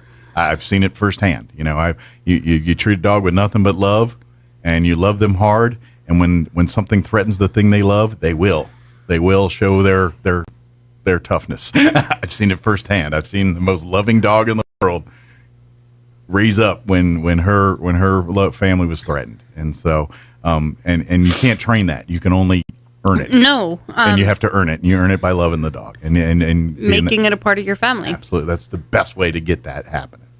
You could all the other tough love or whatever garbage people do to try to stop it. Just stop. It doesn't. Love that dog. Yeah, you make that dog a person in your family, just like you would any member of your family, and the loyalty will come out in its own natural way. Pretty much. Yep. Like our boxer, he's the biggest goober you can find. Mm-hmm. But the second he senses like any tense in my voice, he becomes a different dog. Mm-hmm. Now, the Great Dane, on the other hand, he's just a different dog altogether. But he likes certain things, and there's certain things that he really does not like. Well, and dogs are personalities. Bigger, tougher dogs, they're kind of the walk tall and carry. They don't have to peacock. They just show up. Whereas a little dog, they've got to prove their. That's why Chihuahuas are the most yappiest, toughest, because they've got to overcompensate. Where the big Terriers, anything little. A Dane or a Mastiff, they just walk in the room and they're like, what are you going to do to me? I'm here. I'm the biggest thing in the room. I'm bigger than you are. And so he doesn't have to peacock in the room. That's what happens. And that's why little funny, dogs. We have all three stages at home. Yeah. Little, medium, big. Yeah. And the medium ones are kind of a combination of both, depending on, size, but an environment, I would imagine, too. If they hang around littler dogs, they're going to have probably a littler dog mindset. They hang around the big boys, they'll probably adopt a little bit more of that. But it's funny because, our dogs are socialized, obviously. But you're not going to just walk in the yard and then be like, come on in. Sure. I'm imagine if you gave the green light to whatever guest, your dog would treat them if very you're well. a regular at the house and Sure. they're like, oh, hi, it's Calvin, or Right. oh, hi, it's so-and-so. But how you treat someone in your house is how the pet's going to treat someone in Right. the house, if that makes sense. Yeah, exactly. Yeah. So if you're standoffish, they're standoffish. If Yeah. you're calm and collect, they're calm and collect. Yeah. That's why I kind of do. I'm that guy. People's dogs, I'm the guy who gets right down and, down their level and right away. Sometimes they're all like, stop. I'm like, hey, I'm trying to get to know the dog, not you. So while on our recent trip, my brother-in-law lives in a very foresty area. Mm-hmm. And they have all sorts of wildlife. And they have 2 kitties. And one of the kitties was very standoffish with new people. And no, I was out there making friends with a cat. And then almost pet a skunk because I thought it was said cat. I was like, you got Pepe Le Pew. oh, no, the skunk is very humanized. Oh, very comfortable with humans. Okay. Yeah, because they feed the cats outside, and then, the fox will come up and eat, the skunk will come up and eat. There's the neighborhood routine, so to speak. Yes, Yeah, and so out of the corner of my eye, I saw black because it was standing over the side of the porch, and I didn't see the big old white tail, and the said kitty that was shy was all black with a little bit of white, so You just thought it was part of the herd there. I was like, oh, it's Kitty. And no, it was Flower. The skunk's name is Flower. It didn't try to threaten to spray or anything, did it? Or? No, Okay. he wanted attention. And I was like, nope. When the skunk is in trouble, they call him Louie. They don't try to pet the skunk, do they? No, but Okay. he comes up and he rubs on them. Oh, like a cat would? Yes. Interesting. Yes, he's very humanized. He's like, wow. hi, people. I want people. And I was like, I don't want you. Go away. Yeah. I mean, I'm cool. You're cool, but I'll take pictures from you from the inside, and then I will record you, but I'm not touching you. like, do you get excited and accidentally slip a little stink out? What happens there? But not scared of people. Okay. Good. Very interesting. So, yes, I'm the person that tries to pet everything, and this time almost a skunk. Well, that's probably part of the reason why you're at the Humane Society.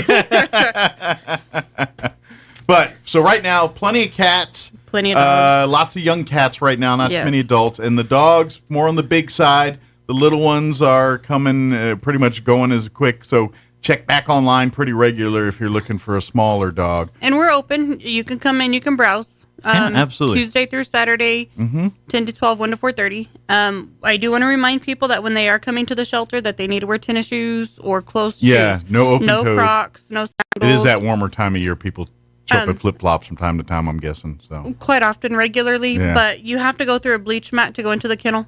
And because we use concentrated bleach and it's very wet, if it gets on your feet, it'll cause a chemical burn. But it also makes the bottom of your sandals like ice skates on concrete. So you'd be So slipping we don't and want you sliding. to slip and fall and hurt yourself. And we don't want you to get a chemical burn on your feet. Yeah. And it's to clean anything that you might have picked up on the bottom of your shoes coming in and going out. Protecting the animals coming in and out. That's yes, what it is. protecting your animals at home from where you enter. Yep. And protecting the animals at the shelter. Things like parvo and distemper are serious issues. And in animal that control facility. is having an issue again with distemper. Are they? It's unfortunate. It is. And vaccinations, we can't preach enough to how important it is to get your dogs their annual vaccinations. Mm-hmm. Rabies is not due every year. It's due every 3 years. You get your first one, and then you go a year later, and then it goes every 3 years. Mm-hmm. But parvo and distemper should be due annually. You get your puppy series or whatever, and then you go yearly after that for the boosters, and that helps keep down the spread of the viruses. It's so bad this year. We went under quarantine twice because of it, back to back. Yeah. And you said, like in the past, because of the climate we live in, it incubates and it doesn't get a chance to die. No, and so it just mutates yes. and evolves to something a little bit more heinous each time. Yeah, So- and it's so weird because this year the signs of distemper have been what we would see of parvo, not typical signs, symptoms of distemper. So it's continually mutating Into and more parvo-like? Wow. So instead of it being respiratory in the beginning, like how distemper normally is, it starts with bloody stools and lethargy.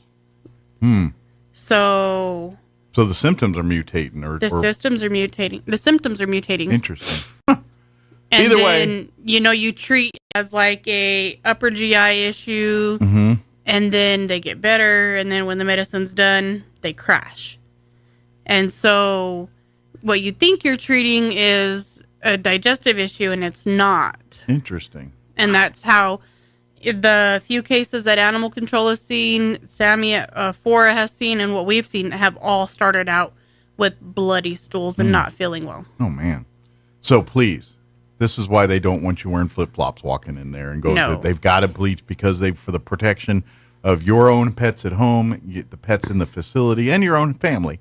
That's just why they do it. So please note, if you're going to go to the Humane Society, I would even say, even if you're just going to shop and not even going to the animal part, go ahead and put on your closed-toed shoes so you can walk in there, because you never know. You might be in there looking for handbags, and let's go look at the puppies. And a lot of people do that. You know, they're over shopping at the thrift store, and then they open the door, and they're like, "Are you guys open?" And we're like, "Yeah," but they don't have the proper shoes. Yeah, so wear your closed-toed shoes.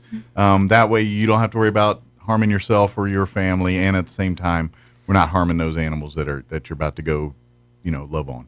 So Right. And it's not, in the past, it never used to be an issue, but because, we're not having winters where we freeze and stay cold. Right. And so for the last several years, we've been getting hotter, staying hotter longer, not cooling down, and we've had a higher increase of parvo and now distemper. This year has been the majority distemper.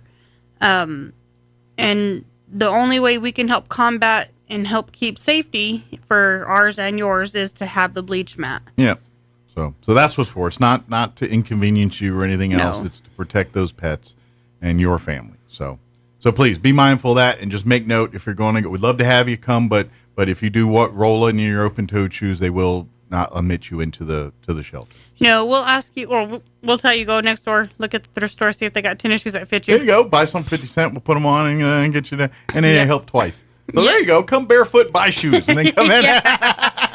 So it is school time. Yes, it is. Kids And are officially so back. Kids are back. The thrift store, when we get donations, they sort stuff and they set things in separate areas for certain times of the year. Mm-hmm.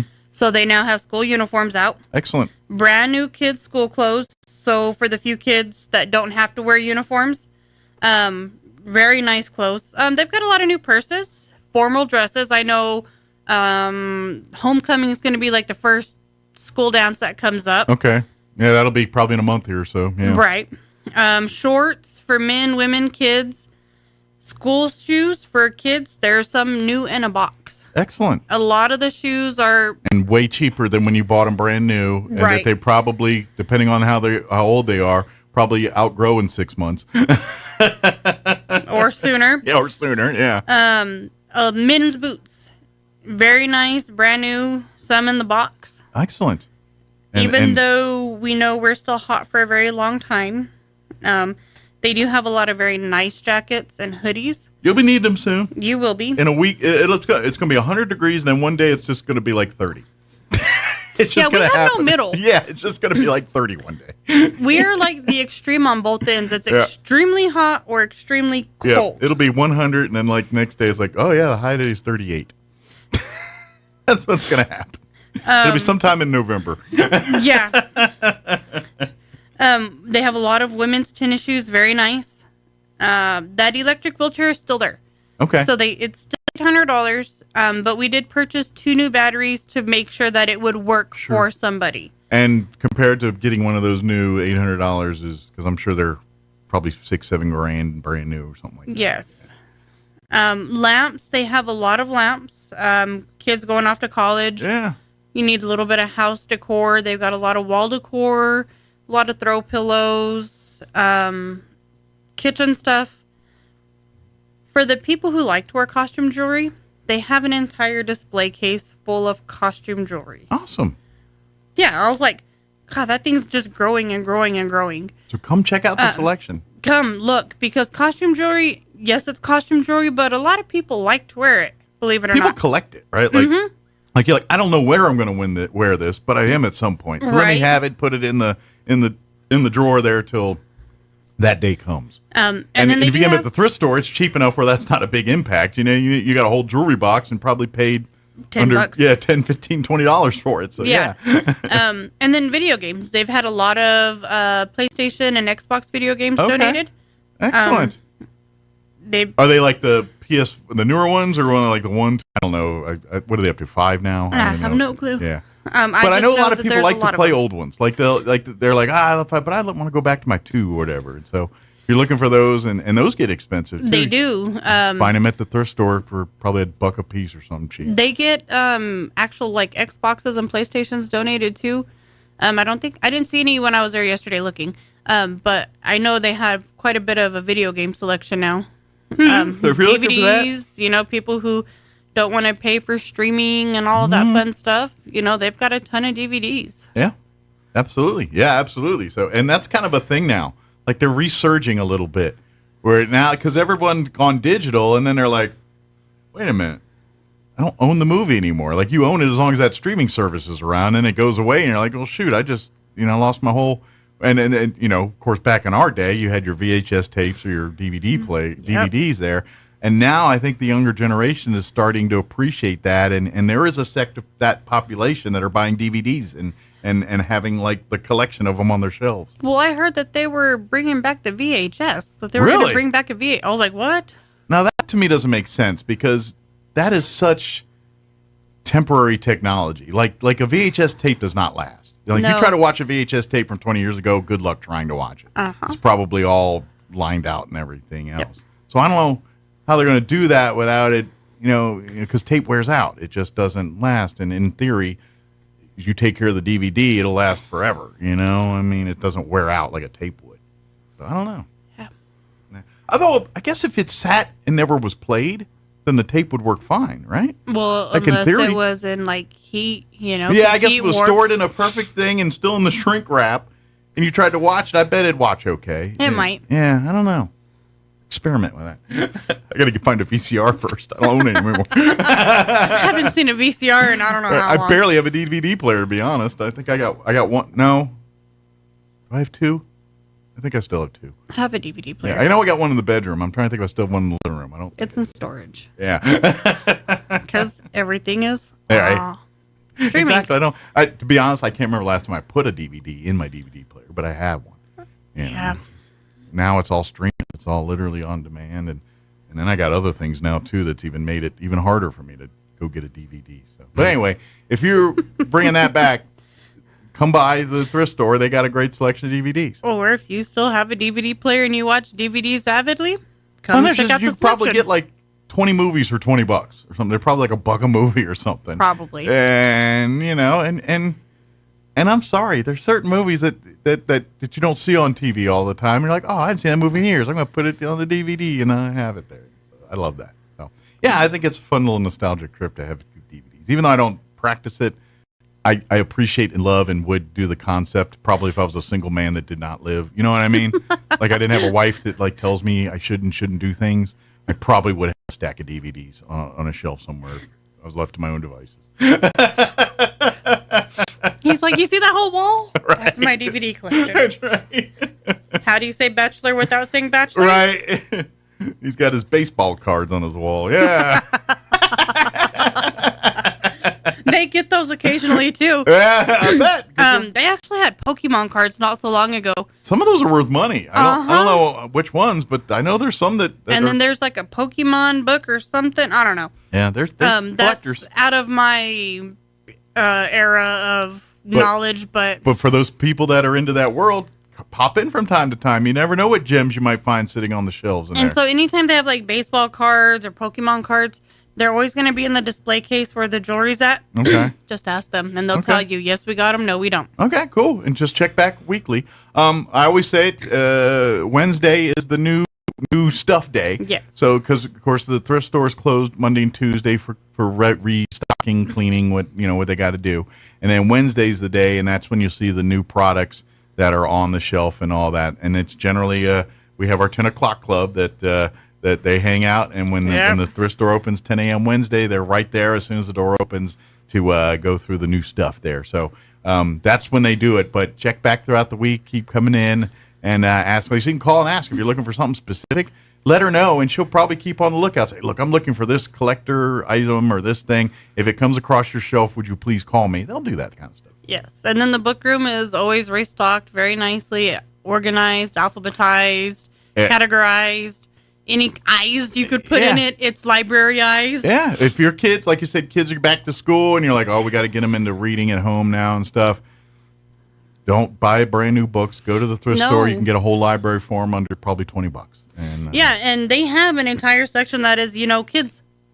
They have kids' books. And it's basically set up like a small library. And you can just turn your kid loose and say, pick out 10 books or whatever you want to do, and let them have fun with it. Absolutely. So, and for yourself too, if you're an avid reader, that way you can pick it, whatever you're a Louis L'Amour fan or whatever your tastes are.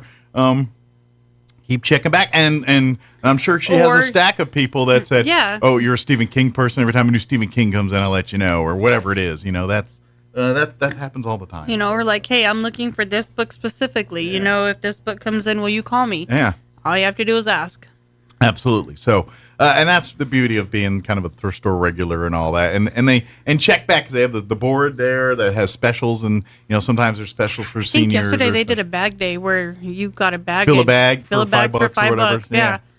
Those are good days to pay attention. I didn't realize that. I was like, oh, what are all these bags for? She's like, it's bag day, and I was like, oh yeah. You could have probably your entire costume jewelry thing for $5 right now. My brain is not back to work yet, so it's slowly coming back. On vacation mode. Highlights from California? Anything you want to share on the radio? I want to go back. To the she's coast, like the highlight was I want to ocean. go back. Yeah. 64 degrees in July, wearing a hoodie, cold water. Yeah. Yeah, rain. You come back to 106. We left, it was 110. Hit Laughlin, it was 120. Got to Central California, it was 110. I was like, no. Man.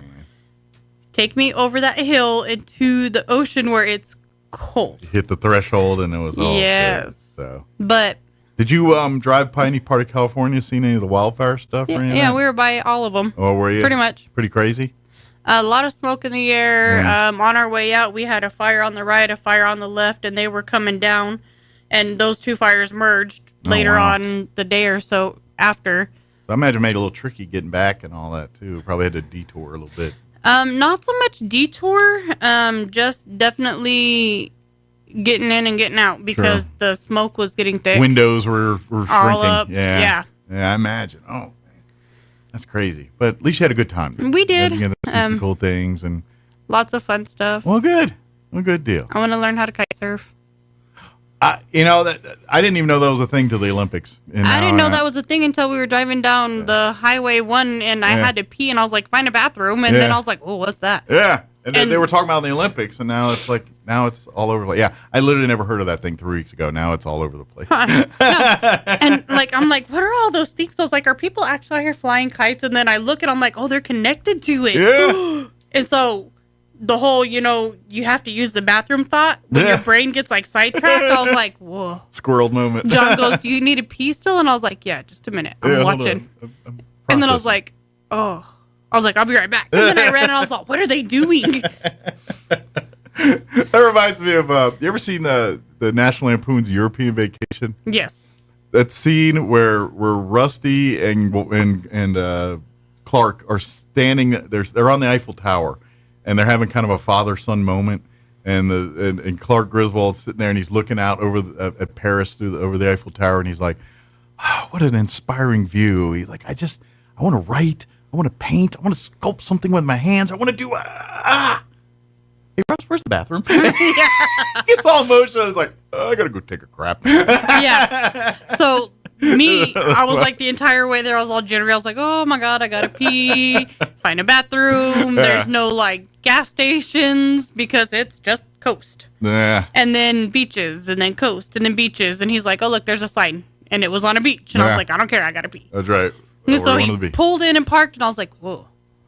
I didn't have to pee so much anymore because my mind was sidetracked. Can we put a window in the porta potty? I could sit here and watch the kite surfers while As soon as I came out of the bathroom, I told him, I was like, what are they doing? What is that? He's like, it's kite surfing. I was like, what the hell is that? Yeah, I never heard of it. So yeah, it's been a thing 3 weeks ago. Now it's all over the place. Well, so there were people that were surfing.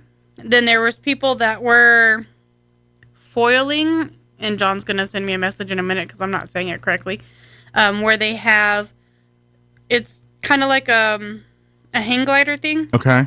But their surfboard is a little bit different. It's got a piece at the bottom that's got like a fan out. Okay. So as they're holding the, I'm going to call it a parachute, but they're holding the hang glider thing, it picks them up so their surfboard is up off the water and just that little piece is what's guiding them through the water. Oh, I gotcha. Okay. And then there are people that have the surfboards that have the big old paraglider things connected to the board. So they're like windsurfing. Okay. Then there was the kite surf. I was like, oh, whoa, what is that? What is it? I was like a kid at a candy store. What's that? What's this? What's that? How do we do that? Oh, how do I do that? It's like a circus of the sea. It was. That's cool. Yeah, I'm going to have to run on the beach lately to see the latest and greatest and all that My stuff. phone just buzzed. I probably said something wrong. My surfer person over here. Well, that's pretty cool. Good Foil. Did I Foil. get it right? Yeah, I got it right. Nice. Did you get everything right? I did. Good. But that's that's cool. Good. Well, I'm glad you had a good time. I just want to stay where it's nice and cool. Yeah, well, not around here. No. Not for the foreseeable future, anyway. No, not till like February. No. For like 3 days. That being said, with the hotness, don't be expecting to walk the dogs and all that kind of stuff. Now, if you do, now that we're out of quarantine, can they still do like socializing with the pets in the family room or whatever, the meet and greet room and stuff? So if you want to come and volunteer and hang out with pets, you can't take them out for walks and things. It's just too hot. But we can set them up in the meet and greet, and you can play ball with them or roll around the floor. Or if you want to with them a visit little with one of the cats and all of that, then we can. That's a great way because the more human interaction these animals have, the more adoptable they become. The more friendly the they more are around people. hands-on with strangers, the more it makes them realize that people aren't bad. Yeah. Because some of these animals didn't come from the greatest. Some do come from abused homes or from less than savory situations, and they've got with them the fears and things. It's just like a domestic violence situation sometimes. Yeah. They built walls to protect themselves. These animals have done the same thing. And you got to break down those barriers sometimes, and they got to trust people again. And so once you and the only way you do that is back to what I was pointing with the guard dogs. Love, shower with love. You show them love. You make them feel comfortable. You make them feel wanted. You make them feel, and you can still do discipline with that. You can correct them when they do wrong and praise when they do love. You just got to do it the right way, and that's how you do it. And that's and that will overcome all. I guarantee, even the most craziest of cat or dog, you shower them with enough love, they will crack at some point. I guarantee it. Now, it may not be the open arms thing that you think, but they will come to love you in their way. And some of them will take a little bit more time than others, and Sure. some of them you'll have to work a little bit harder than others.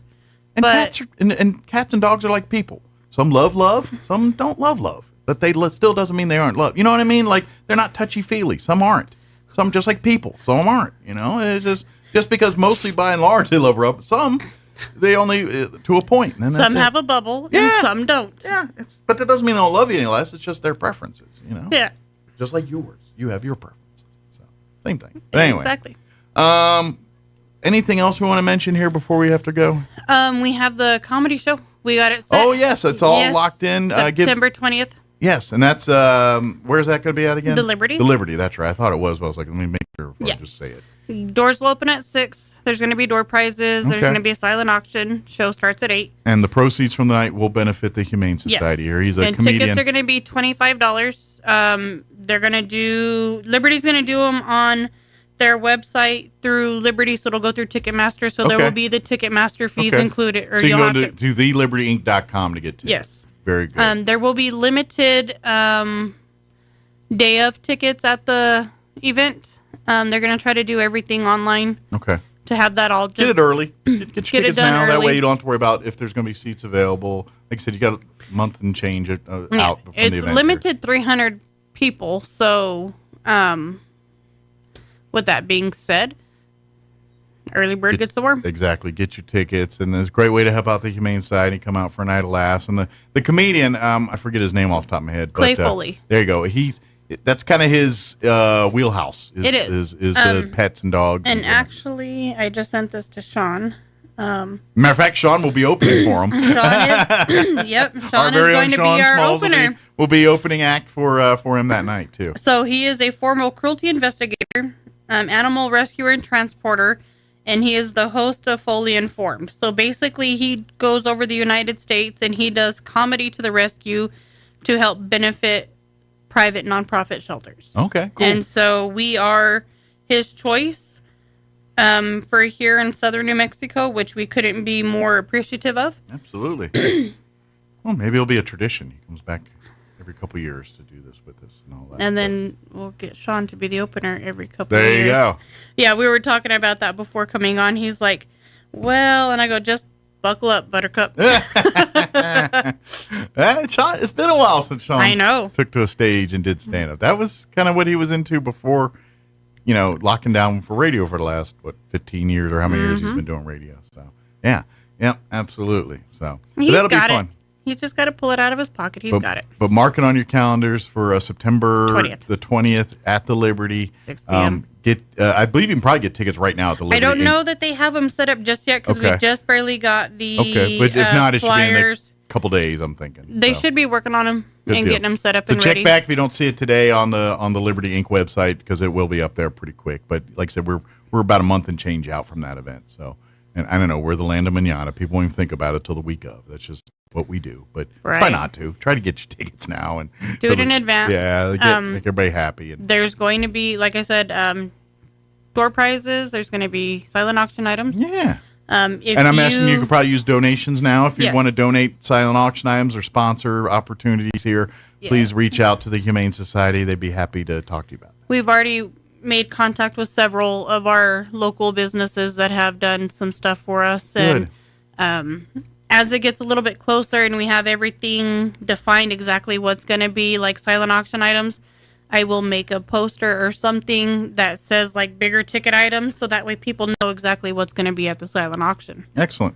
Good deal. So please reach out. Please get tickets. Please, like you say, we can support because everything, again, this is all for the Humane Society to pay for vet bills, to pay for the building upkeep, to pay for cleanliness and health and safety with these animals, and ultimately giving the best creature comforts possible to these animals while they wait for their permanent home. Yes. So that's what it's all for. So, and like we said with the thrift store as well, please come shop there. Save as much money as you can because even though you're saving, you're still helping the animals because every item that's donated and they turn around and sell, that goes right back to paying for vet bills, to paying for, when donations are down and there's not enough litter or not enough food to go around, that comes and fills that void. And cat litter is normally the probably number one thing that we can always use. Yeah, that's one you're never running short or have too much of or not enough of. No. And if you'd like to do it, please do so, but don't even worry about getting fancy stuff. Get just the cheap stuff. Clump stuff that comes and looks like a cement mixer bag. Yeah, grab that. That's just fine. It's probably the cheapest litter on the bunch. You sit there, grab that. We actually have a lady that goes to the Dollar Tree and they're, I think, 7-pound bags. She pays $1.25 for them. Oh, perfect. And that works just fine. It works great. Yep. Sorry. So it doesn't have to be the expensive stuff because we change it out every day. Yeah, they literally fill these like the little soda boxes. Yep.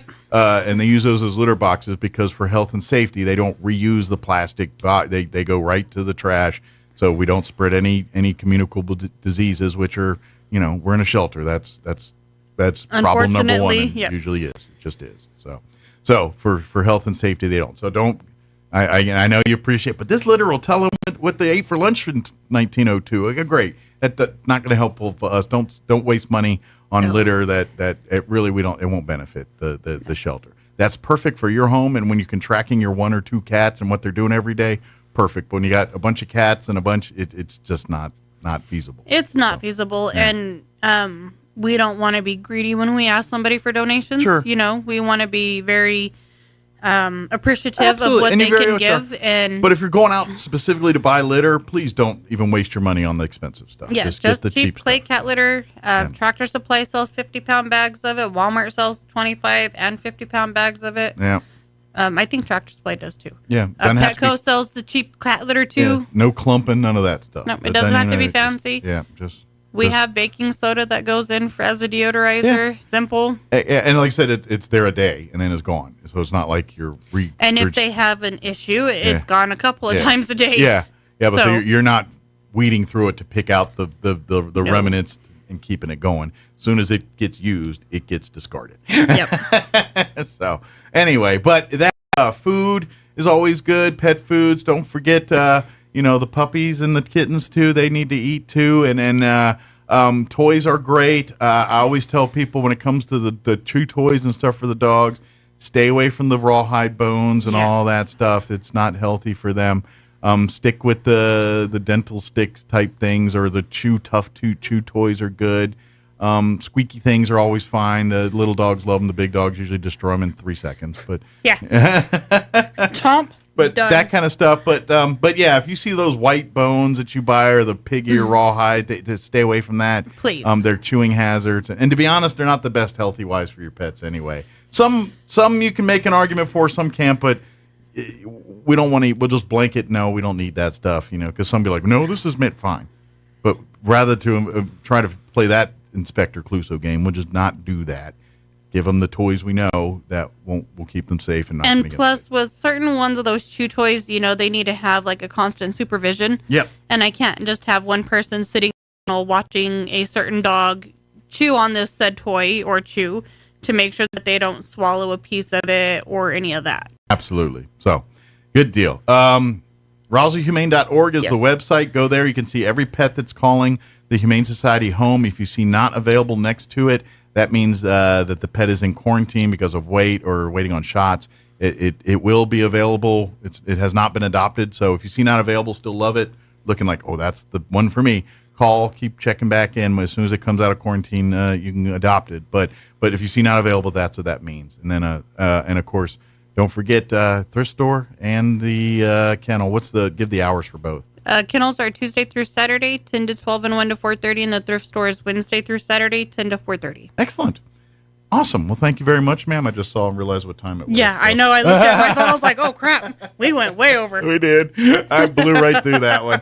Have an amazing day. Thank you. Thank you, and welcome back. Yes. Try to stay cool, and we'll see you in a couple of weeks. All right? All right. All right, you're listening to 106.5 Roswell's Talk FM, KEND, Roswell, New Mexico. That's going to do it for us. Strong women need strong partners to help them lead their healthiest lives. At Artesia General Hospital, Dr. Scott Beard and nurse practitioner Lori Crockett deliver compassionate, holistic care to women at every age and stage. From routine checkups to diagnostic testing and specialty services like urogynecology, you can expect the most innovative, personalized care close to home. Learn more about women's services at Artesia General Hospital online at artesiageneral.com/women or by calling 575-736-8394. Many women's services are also offered in Carlsbad.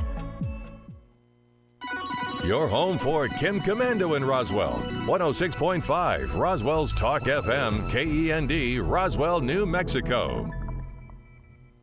And we're closing in on 9 o'clock. Town Hall News up next. We'll be back. News this hour from townhall.com. I'm Rich Thomason. A shockingly bad jobs report. That story in a moment. But first, the U.S. House Majority Leader says that Vice President Kamala Harris and some media organizations are trying to rewrite history by denying her failures as the Biden administration's so-called border czar. On the Salem Media Group news program this week on the Hill with Tony Perkins, Louisiana Congressman Steve Scalise says Harris can't escape her own record. She ignored this problem. She is for open borders. She's been very vocal about wanting to legalize people who just roam into the country and giving them free stuff. And by the way, it's angering most people in America. And now that they realize, okay, she's the nominee for president and she's going to have to carry out what is the number one issue in America, they're going to try to change history. Sorry, they're not going to be able to get away with it. The complete interview with House Majority Leader Scalise will be broadcast on This Week on the Hill starting at 10 a.m. Eastern Time this Saturday on the Salem News Channel. American employers hired just 114,000 people last month, far fewer than expected. The anemic employment report blamed for a global stock sell-off, including on Wall Street. What's all the excitement about? Town Hall News White House correspondent Greg Clugston explains. After winning their freedom during a prisoner exchange in Turkey, Americans Evan Gershkovich, Alsu Kermasheva, and Paul Whelan were reunited with their families here at Joint Base Andrews outside Washington. One by one, they were greeted and hugged by President Biden and Vice President Harris as they stepped off the plane late Thursday night. The long-awaited news of their release from Russia turned into a joyous family reunion here on the tarmac. Greg Clugston at Joint Base Andrews in Maryland. The Dow is down 868 points, a loss of more than 2%. The Nasdaq off 541, down 3%. More on these stories at townhall.com. Everybody wants cheap airfare, but where do you find it? You call low-cost airlines. Their prices are direct from the airlines, and they're so low you can't find these fares published anywhere. They specialize in cheap flights, discount hotel rooms, cheap car rental rates, and great package deals anywhere around the world. Wherever you want to go, they can help you get there cheaply and with a best price guarantee. If you want the lowest prices on your airline tickets or other travel services, call now. That's right, call. That's the only way to get these rates. Experts are standing by 24/7 to get you the cheapest airfare and hotel rates available. So don't wait. Call right now for the lowest travel prices anywhere and for great last-minute travel deals too. Call 866-755-5300. That's 866-755-5300. Again, that's 866-755-5300. Call us right now. The Democrats' presumed standard-bearer pays tribute to a late Democratic lawmaker. Vice President Kamala Harris was among mourners who celebrated the life of the late Texas Congresswoman Sheila Jackson Lee. Harris took time away from her presidential campaign to honor Jackson Lee, who represented Houston. In a eulogy, the vice president said the lawmaker was a friend, a fighter for good causes, and a force of nature. To know her was to know a true champion, a fierce champion for justice. Sheila Jackson Lee was a woman of deep faith and deep compassion. More than 50 members of the U.S. House attended the service. Former President Bill Clinton said Jackson Lee was on his Just Say Yes list whenever she called him during his time in office. I'm Norman Hall. Japanese video game maker Nintendo reporting a 55% drop in profits in the April through June quarter, with sales having slipped in both machines as well as gaming software. News and analysis, townhall.com. Well, given the hot weather of late, this probably felt pretty good. The Massachusetts governor, several sports stars, and dozens more dumped cold water on themselves to mark the 10th anniversary of the ALS Ice Bucket Challenge. The event Thursday at Fenway Park is part of an effort to renew interest in the viral social media campaign that raises money to find a cure for Lou Gehrig's disease. Pat Quinn and co-founder Pete Freites helped popularize the challenge. Both were diagnosed with ALS and have since died. When Quinn and Freites picked it up, the phenomenon exploded. Thousands of people participated in the viral trend. Online videos were viewed millions of times. Keith Peters reporting. The heat wave that will not let go is expected to remain in place for at least a few more days across a wide swath of the country. More than 140 million Americans under excessive heat advisories, watches, or warnings. More on these stories, townhall.com.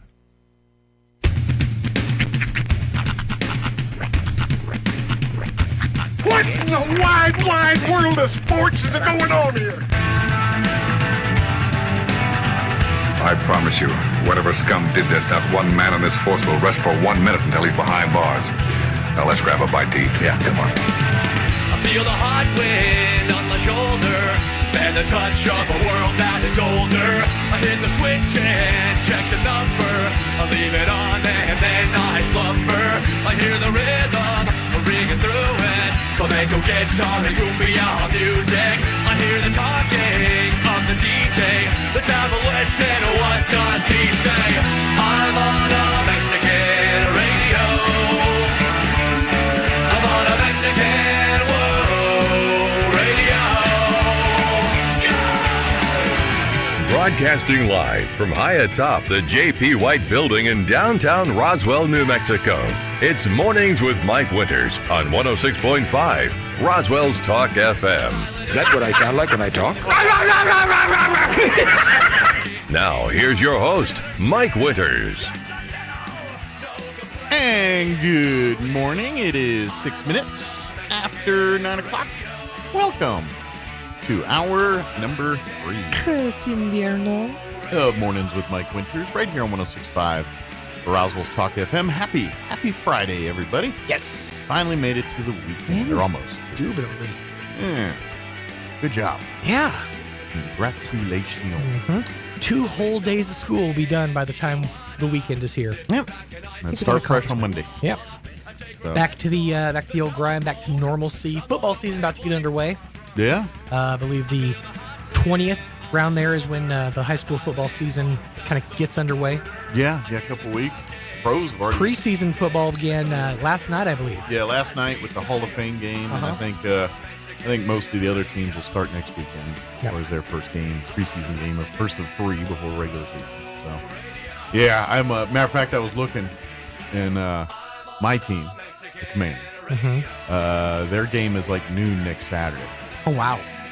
East Coast time, which would be 10 a.m. our time. So, are you guys gonna fantasy again this year? Usually Thomas does. I was gonna say he's the commissioner. Yeah. I know has he set like a draft or anything? He hasn't yet, but that doesn't mean we haven't done it. So I'm assuming when Commissioner we'll show, Thomas Goodell. Usually right around Labor Days when we do our draft. So I'm gonna guess he'll fire it up here sometime in the next couple weeks. Yeah, I imagine we will. But the thing is, I have something new that I'm going to try out, so I'm hoping I'll be able to watch at least the game. But here's the thing: that's our anniversary is on the 11th, and so my wife and I are going to go to Cloudcroft for the weekend. So we'll probably. And I told her, I was like, then she goes, "Oh, well, maybe we can watch the game and then we'll go to Cloudcroft." I said, "That's a fine idea, Kim. I'm glad you thought of it." All right. Just you're like leaving little Post-its around the house. This is what time the game starts on Saturday. Just throwing that. I didn't have to say anything. I literally said, "Oh, the game goes on." Well, sure, we can watch it and then maybe go to class. I was like, "Okay." I was like, I wouldn't even have to sell her on the idea. She threw it out. That was basically Kim renewing your vows. Is what that was. Damn it, I love you, woman. That's right. 23 years. All right, we'll stick around for another 20. There you go. Yeah, and I was thinking about it too because traditionally, even in the really, really nice, suites, you don't usually get a very big TV. It's not usually like a big set. Well, and we're staying at the Lodge, which is an older, it's not built for that. It's built for, the quaintness that is of the Lodge. So, yeah. As I remember, and I think things have changed since then, but when I went, the only time I've been to the Lodge, it has real keys. Yeah. See, I've never stayed there. I've eaten at Rebecca's, and of course we'll have dinner at Rebecca's that night. Nice. But we got reservations and all that. Do the whole thing. But I've never actually stayed the night there. So and I booked what they call the honeymoon suite. So we'll see what that is. And it's not. And weirdly enough, it's not the fancy suites. They got other ones there. And my wife did not want to climb stairs, so she didn't want to go up in the tower. They don't have elevator service there at the Lodge. I do not believe they do. No. And there's like 3 sections. And the main floor, which is kind of remodeled, renovated. Then the second floor, which we're on with the suite. And then there's the tower, the 3rd floor stuff. So I didn't realize this about myself until I reached adulthood, but I have an irrational fear of spiral staircases. Really? It's not even so much in the going up, it's the coming down. Something about a spiral, like that many stairs in that narrow of an area. Yeah. I feel like I'm going to die. I'm not going to make it down those stairs. You know where I have a bigger issue? Not spiral stairs, but stairs that aren't the standard distance of step. I will say that when a step is like shorter in. Yeah, or it's a less of a, like there's more steps and less of a in, or you know what I'm saying? Yeah, when like the step length is like you think of whatever it is. See, now we're getting into physics. Yeah. But when you have a ramp at a certain angle, there's a certain number of, we'll say about a foot that a step should come out before it cuts down. Right. When you get those that are like 6 inches and then a step, and then there's like 3 steps where a normal step would be. Yeah. That really messes with me. Those are the ones I have to do like one at a time. Right. Like, have you ever seen witches' stairs? Like, I've never tried or used those, but I could see how that would be a nightmare fuel to go up and down. The ones that are like big stone, small stone, big thing. Well, and if witches' stairs, what it is you actually have the steps individually for each foot. God. I have seen those. Those yes. that would from probably... what I've been told, they're called witches' stairs because witches can't climb them. That's what That's why they build them. If you see them in Europe, it's to ward witches away, so they build witches' steps. That's good to know. Yeah, that's what I've been told. That's why they're there. But now I know exactly how to keep Ayana at bay. Very cool. I'm just gonna live in a 2-story and build some witches' stairs. Neat. Yeah. But no, I'm weirdly particular when it comes to stairs. Like I didn't realize that until adulthood, or even until we went to this concert recently. Because once you get up to the nosebleed seats, those steps are like 2-3 steps per normal step. Maybe height is a variable there. And the height was, and also the idea that I was trying to keep the line moving as everybody was exiting the theater, because I didn't want to be the guy holding up the line. Right. People getting out of rows and stuff. So it was kind of all those things rolled into one. Gotcha. And it was sort of like, it made for a bit of a harrowing experience. Yeah. But I'm definitely one who will like hug a handrail, But it drives me nuts that the first flight of stairs of this building doesn't have a handrail. Like you will see me move my hand along the marble just so I have a steadying agent. Yeah, I probably do the same thing absentmindedly. So yeah, it's kind of. But I noticed actually on the cruise ship when I went on the cruise a couple months ago, a month ago, whenever about with June, there was a grander spiral staircase that you could go. It's a spiral, but it's big. It's like you could fit 3-4 wide and go around it. But it was weird if you ended up having to be either inside the spot, on the inside part of it or the outside, because if you're inside, now you got twice the amount of steps. Right. Or if you're on the outside, you have the less. Like, it's just weird the way, I guess the steps are the same. It's just the angle of which they are, you have to scale them. And also, and it messed me up a couple times. I'm like, and then like, one time I had flip-flops on, and that's where I was like, because I'm trying to walk and stay with the steps, and my flip-flops end up going halfway down the steps ahead of me. Yep. I was like, oh, this is a hot mess. Yeah, that's never a fun thing. That's why I hate wearing flip-flops. Navigating stairs and flip-flops is very rarely a good idea. Yeah. The other thing is, if a stair doesn't have like some grip tape on it, that's gonna throw me out. Like I'm gonna slip down a couple of steps accidentally, Yeah. So I'm weirdly particular when it comes to my stairs. Good thing you live out in New Mexico. I did not know that about myself. Good thing you live out here. Yeah. There's a lot less steps out there west. There really are a lot Go back less east, stairs. you're navigating steps a lot more. I didn't realize it till I moved out here. Like, I just assumed, and I'm like, man, everybody's got ranch houses out There's here a and all whole that. scene in a movie based around some steps. Yeah, it's clearly bigger on the East Coast. We're more spread out west than back east. Those just things are more stacked. Yeah, it's just like we're stacked up back east where it's more spread out here. It's kind of... Your gardens grow vertically. Yeah, it's kind of city living, It's kind of like Tokyo. Everything's up. You go to driving ranges, and it's like 4 decks of driving range while they're hitting out to the... same kind of deal. Here it's one. We just got the one. That's right. One floor. That's right. 1 floor, 1 level. That's all you need. That's right. I prefer this, by the way, to the steps. I would say, yeah, it's much better for your knees, hips in general. Like my brother, he doesn't now, but for years he lived in a townhouse, and it was a 3-story job, and it was literally like the kitchen's way down the bottom floor, and this is the floor. And she's like, oh man. See, and that's a term. The living area is the middle floor, and bedrooms on the upper floor. Almost exclusively big city, or like I would say even East Coast term is the 10th floor walk up. Yeah. Like that's the description of a place you live that doesn't have an elevator. I'd never heard that until I heard people talk about, places in New York. I live on a 3rd floor walk up. Yep. Oof. And it's about the size of this room, and they pay $3,000 a month for it. I wouldn't do that. That's New York. I'm good out here in the sprawling landscape. Similar but different. Yeah. It's there. Let me give you the rundown for this hour of the show. We'll get you up to date with the weather in just here a few seconds. Spoiler alert, gonna be hot. Then shortly thereafter, we have Barbara Gomez joining us with Main Street Roswell. Give us an update there, including Farmers Market, which is in full swing. Been for a couple weeks now, since mid-July? Since after UFO Fest. They've been doing it every Saturday, so we'll talk that and other updates and things happening with Main Street Roswell. But later on in the hour, we'll get you up to date with news of the local variety. We'll try to work the Cowboys report in and whatever else we can come up with for this hour of the show. But first, let's take a look at your weather. I'm meteorologist Steve Hamilton with your Pecos Valley weather. Our weekend looks hot. We'll have sunshine for most of today, but an isolated afternoon shower or thunderstorm could pop up. We'll be in the low 100s. Overnight, a few clouds and low 70s, and then lots of sunshine expected for Saturday. Looks like about 100 to 103 on the high. Few clouds on Saturday night, right around 100, and sunny again on Sunday. That's your latest forecast. This is staff meteorologist Steve Hamilton. Thank you, Steve. Currently 81 degrees here in Roswell. Humidity is at 53%. Winds are out of the north at 12 miles per hour. I'm going to take this, maybe. They're saying there's a chance, a 20% chance that we could see some afternoon showers and thunderstorms after 3 today. Remind you, there's an 80% chance we won't, but there is a 20% chance we will.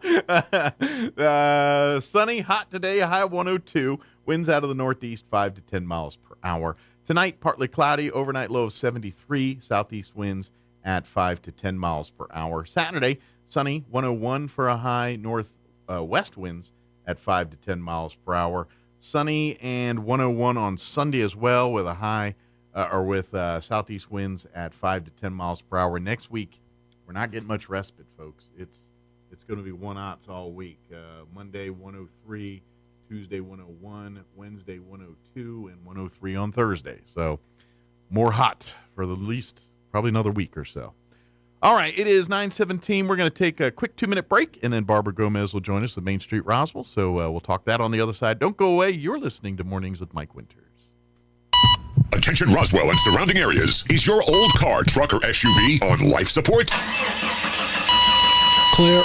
With new management and a whole new attitude, Roswell Ford makes trading up to a new Ford or quality pre-owned vehicle fast, fun, and easy. Upside down in your loan or stuck in your lease? Roswell Ford wants to get you released even if you owe thousands more than your trade is worth, regardless of make, miles, or condition. Right now, get huge savings with rates as low as 0% for 66 months and no payments until Labor Day. Plus, we have a great selection of low-mileage, one-owner pre-owned vehicles, all in prime condition, starting at just $10,000. Don't settle for a low-quality, overpriced clunker. Buy a quality pre-owned vehicle from Roswell Ford for a lot less. Worried about your credit? Don't sweat it. We've partnered with the most aggressive lenders that will push to approve you today, even with bad or no credit. Lower prices, exceptional trade-in values, and a better buying experience. Get on board at Roswell Ford, 821 North Main Street in beautiful Roswell, or online at roswellford.com. $1,515 per thousand finance on select new Ford models with approved credit. The fifth beatitude in the Sermon on the Mount reads like this: Blessed are the merciful, for they will be shown mercy.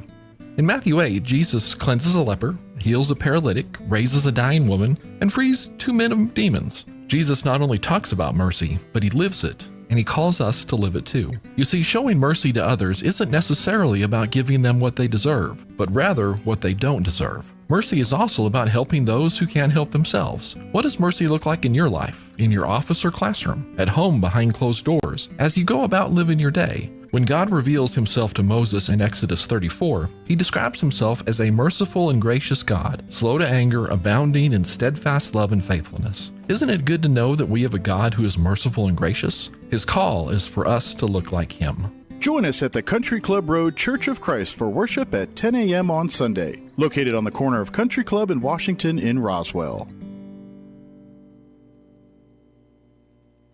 The average American spends 2.5 days a year looking for lost items. We aren't sure how long Europeans and Asians look for lost stuff. We lost the list. Here's Mike Winters. And good morning. It is closing in on 20 minutes after 9 o'clock. And joining us in studio this morning from Main Street Roswell, Barbara Gomez back with us. Good morning. Good morning. How are you today? Hey, I'm better. You know, better? It's taken a whole month to get over the UFO Fest. Festival. Well, you know, you have this mad rush to get it done. Sure. It happens, and it's busy the whole weekend. Well, it was good. It was a big success. I didn't hear anything negative. Everybody had a good time. I think overall we had good, positive feedback. Everybody claimed they had good turnouts at their various events around, whether it was Galacticon or downtown or and we've heard things. Positive things. Even the UFO Museum reported an increase of like over 5% increase at the museum, and they always have a huge turnout. So we kind of try to gauge. They're probably the best measure because everyone goes there at some point or another. Yeah, and they really keep track of numbers. Sure. But we've done our own type of just, doing surveys with vendors, with merchants, with the overall community. They did surveys for us. And so we're reviewing those right now. Excellent. But the numbers are looking good. I think the numbers are looking good. As far as the positives and negatives, I think the positives are outweighing the negatives. Mm-hmm. So that feels good. We did get a few recommendations and said, maybe you should do this next year or that next year. And so if you can believe it or not, we had our after action meeting with the UFO committee. Mm-hmm. And we talked about what we want to do for next year and how that's going to look. So we're already moving ahead on it. We're trying to start early this time, not give us 5 months, but maybe a little bit longer than 5 months. Excellent. So, anyway. And anytime you have a major event like this, that's what you do. Mm-hmm. Is the good things you enhance, and then the things that didn't work out so well, you try to find different ways to do solutions. that. And that's true with any event. So that's normal. That's and you can't make everybody happy, but you try to make as many people happy as you can. Sure.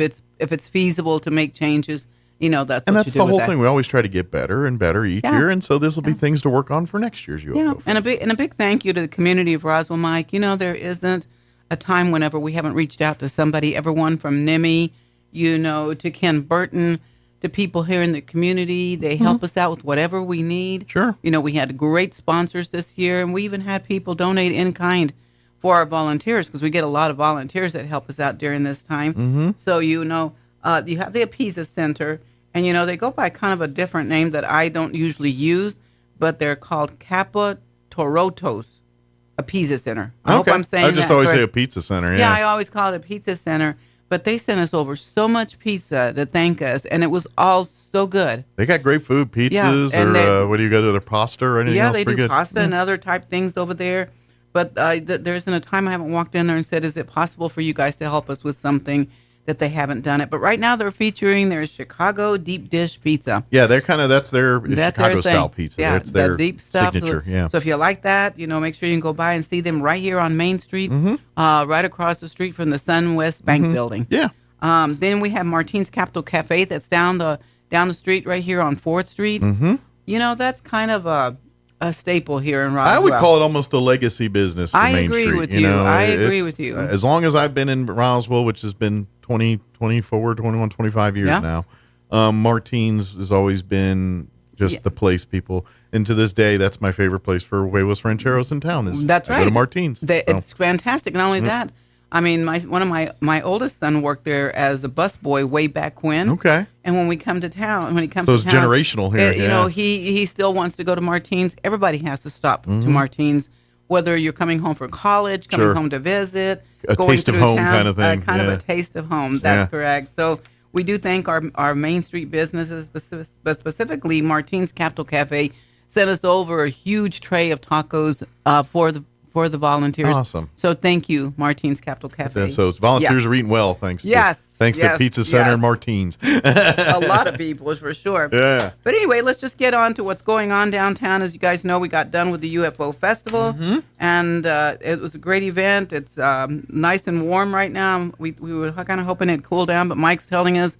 it's going to continue to be Unfortunately, I don't have good hot. news there. Sorry. But if you're looking for something to do, the gallery on Main Street, which they're located at 223 North Main Street, they're looking for a new logo. Yes, they're having a contest right now. They're having a contest right now. You didn't submit your original art entry. It's a 12 by 12 in person at the gallery, or mail it to the same address. They said winner's name will be included anytime the logo is used. Deadline is August the 31st. So if you're creative and you got a great idea for the gallery, let them know.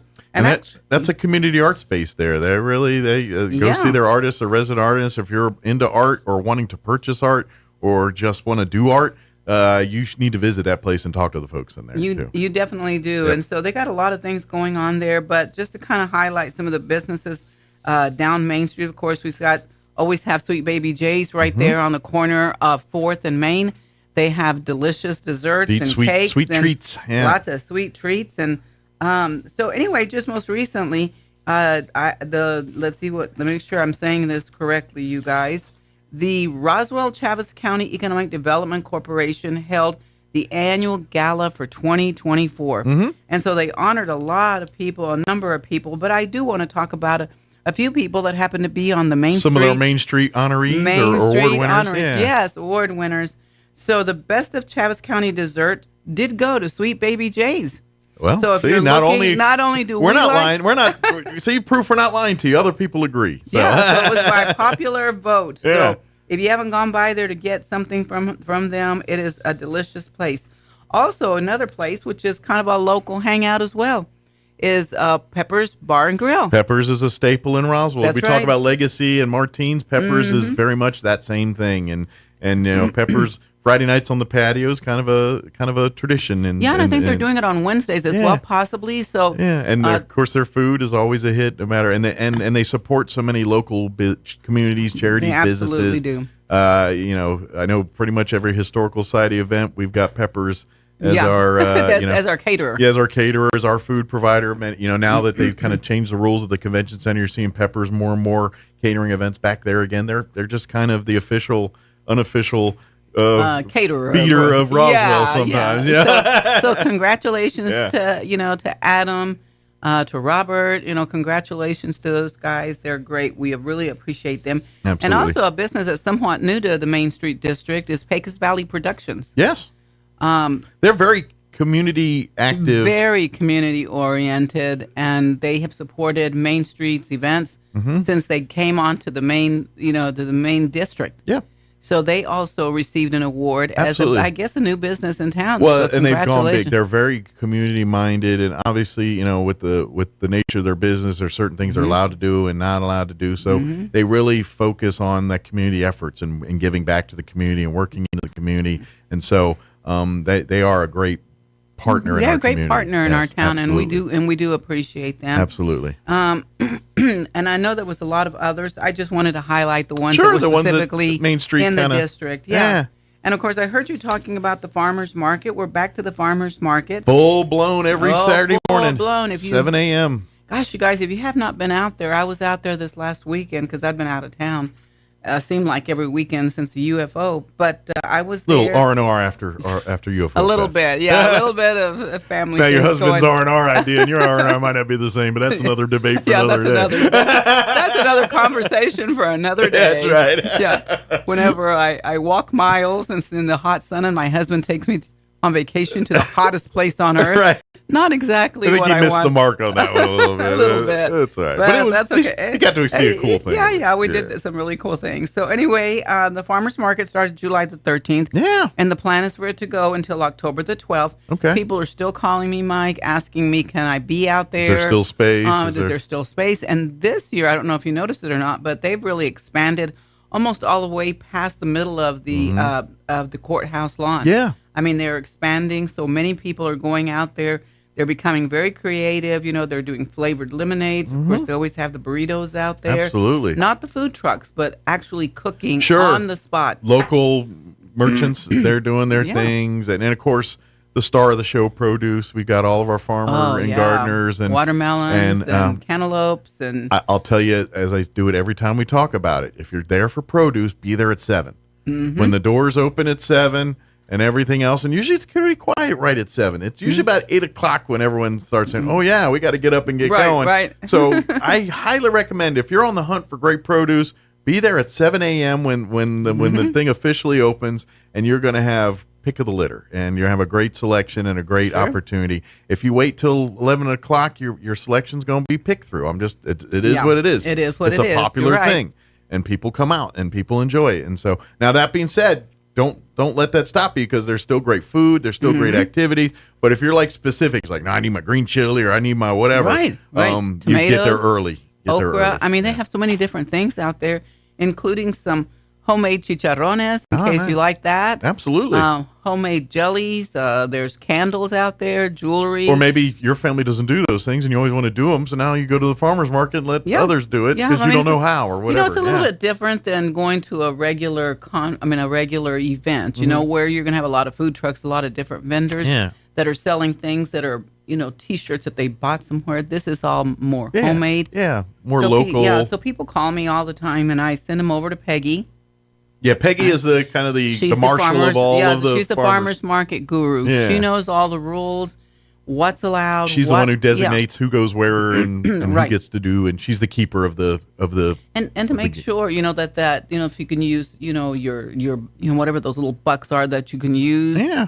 Not food stamps, whatever they're doing now. EBT or whatever it is. EBTs Yeah. or whatever. And so she makes sure that we meet the rules so that we are able to get funding. Stay in from compliance those. with all that. Yes, and so, stay there. So they can. So if you do EBT and all that, there are Yeah. vendors that accept that. They and are. be able They to do all are. that. So Excellent. Anyway, but that's Farmers Market. And as we're moving on the year, we're still working on what we're going to do with the rest of the year, Mike. We'd like to review our events to make sure that they're still relevant for us to keep doing. Sure. Or maybe tweak them a little bit and see what we're going to do. But I do want to tell you about a couple of things that are coming up in the district that you'll be seeing hopefully by next year. They'll be up and ready to go. Okay. But specifically, Main Street Roswell partnered up with Chaves County, and we are working on a Great Blocks project. Yeah. This project is going to be called the Chaves County Cultural Plaza. It's pretty cool when it's all said and done. Yeah, when it's all said and done, it's going to be really cool. So basically, Main Street Roswell applied for a grant, received some money. We partnered up with Chaves County, and the Cultural Plaza will be located going east off of Virginia. So where the parking lot is at, right past that, there will be a plaza there. Okay. It is going to be really cool. It's still going to have the railroad motif to it, but it'll have trees. It will have grass.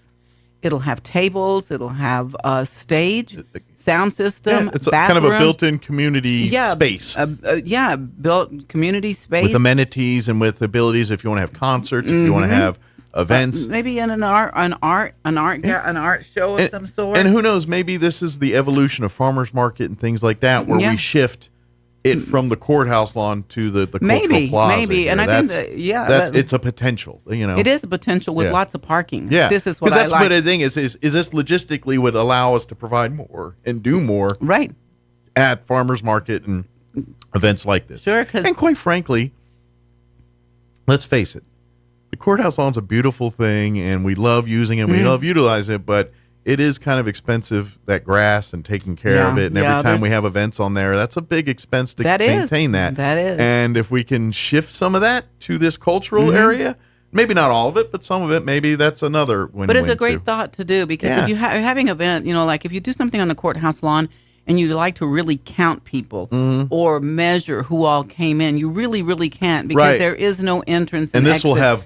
portals of entry, so you could control it like a festival and Right. decide who's in and who's out, or just let it open if you need be. Sure. But it allows for that. It allows for that. So Yeah. you can count people. If you wanted to have an event where you charge it at the door, you can do that there. So we're really excited about it. Sure. And then when there's no events going, it's just a community space. You want to come and picnic or just spend the afternoon in the park. And actually, no, it's not going to be open for that, Mike. Oh, it's not? actually Okay. going to be open for that. So you could use the courthouse lawn for that. Okay. That specific area will be a locked area. Okay, gotcha. I mean, Okay. they really I thought it was gonna wanted be more like a no, park. it's not Okay. a park Okay, at all. okay. It's actually a cultural plaza. Like Gotcha. I said, you want to use it, just talk to the county. Gotcha. They do have some rules And then there'll be about some it. at the county that you that book you- it like a that party you or kind of something like like book that. it or Okay. whatever. They've been very generous with Main Awesome. Street and Okay. the community with these areas, and so they normally don't charge anything. They just have rules. Cool. You know what I'm Okay. saying? Don't have jumpies on there with a bunch of mud to ruin the grass. Sure, yeah. Things to ensure and maintain and keep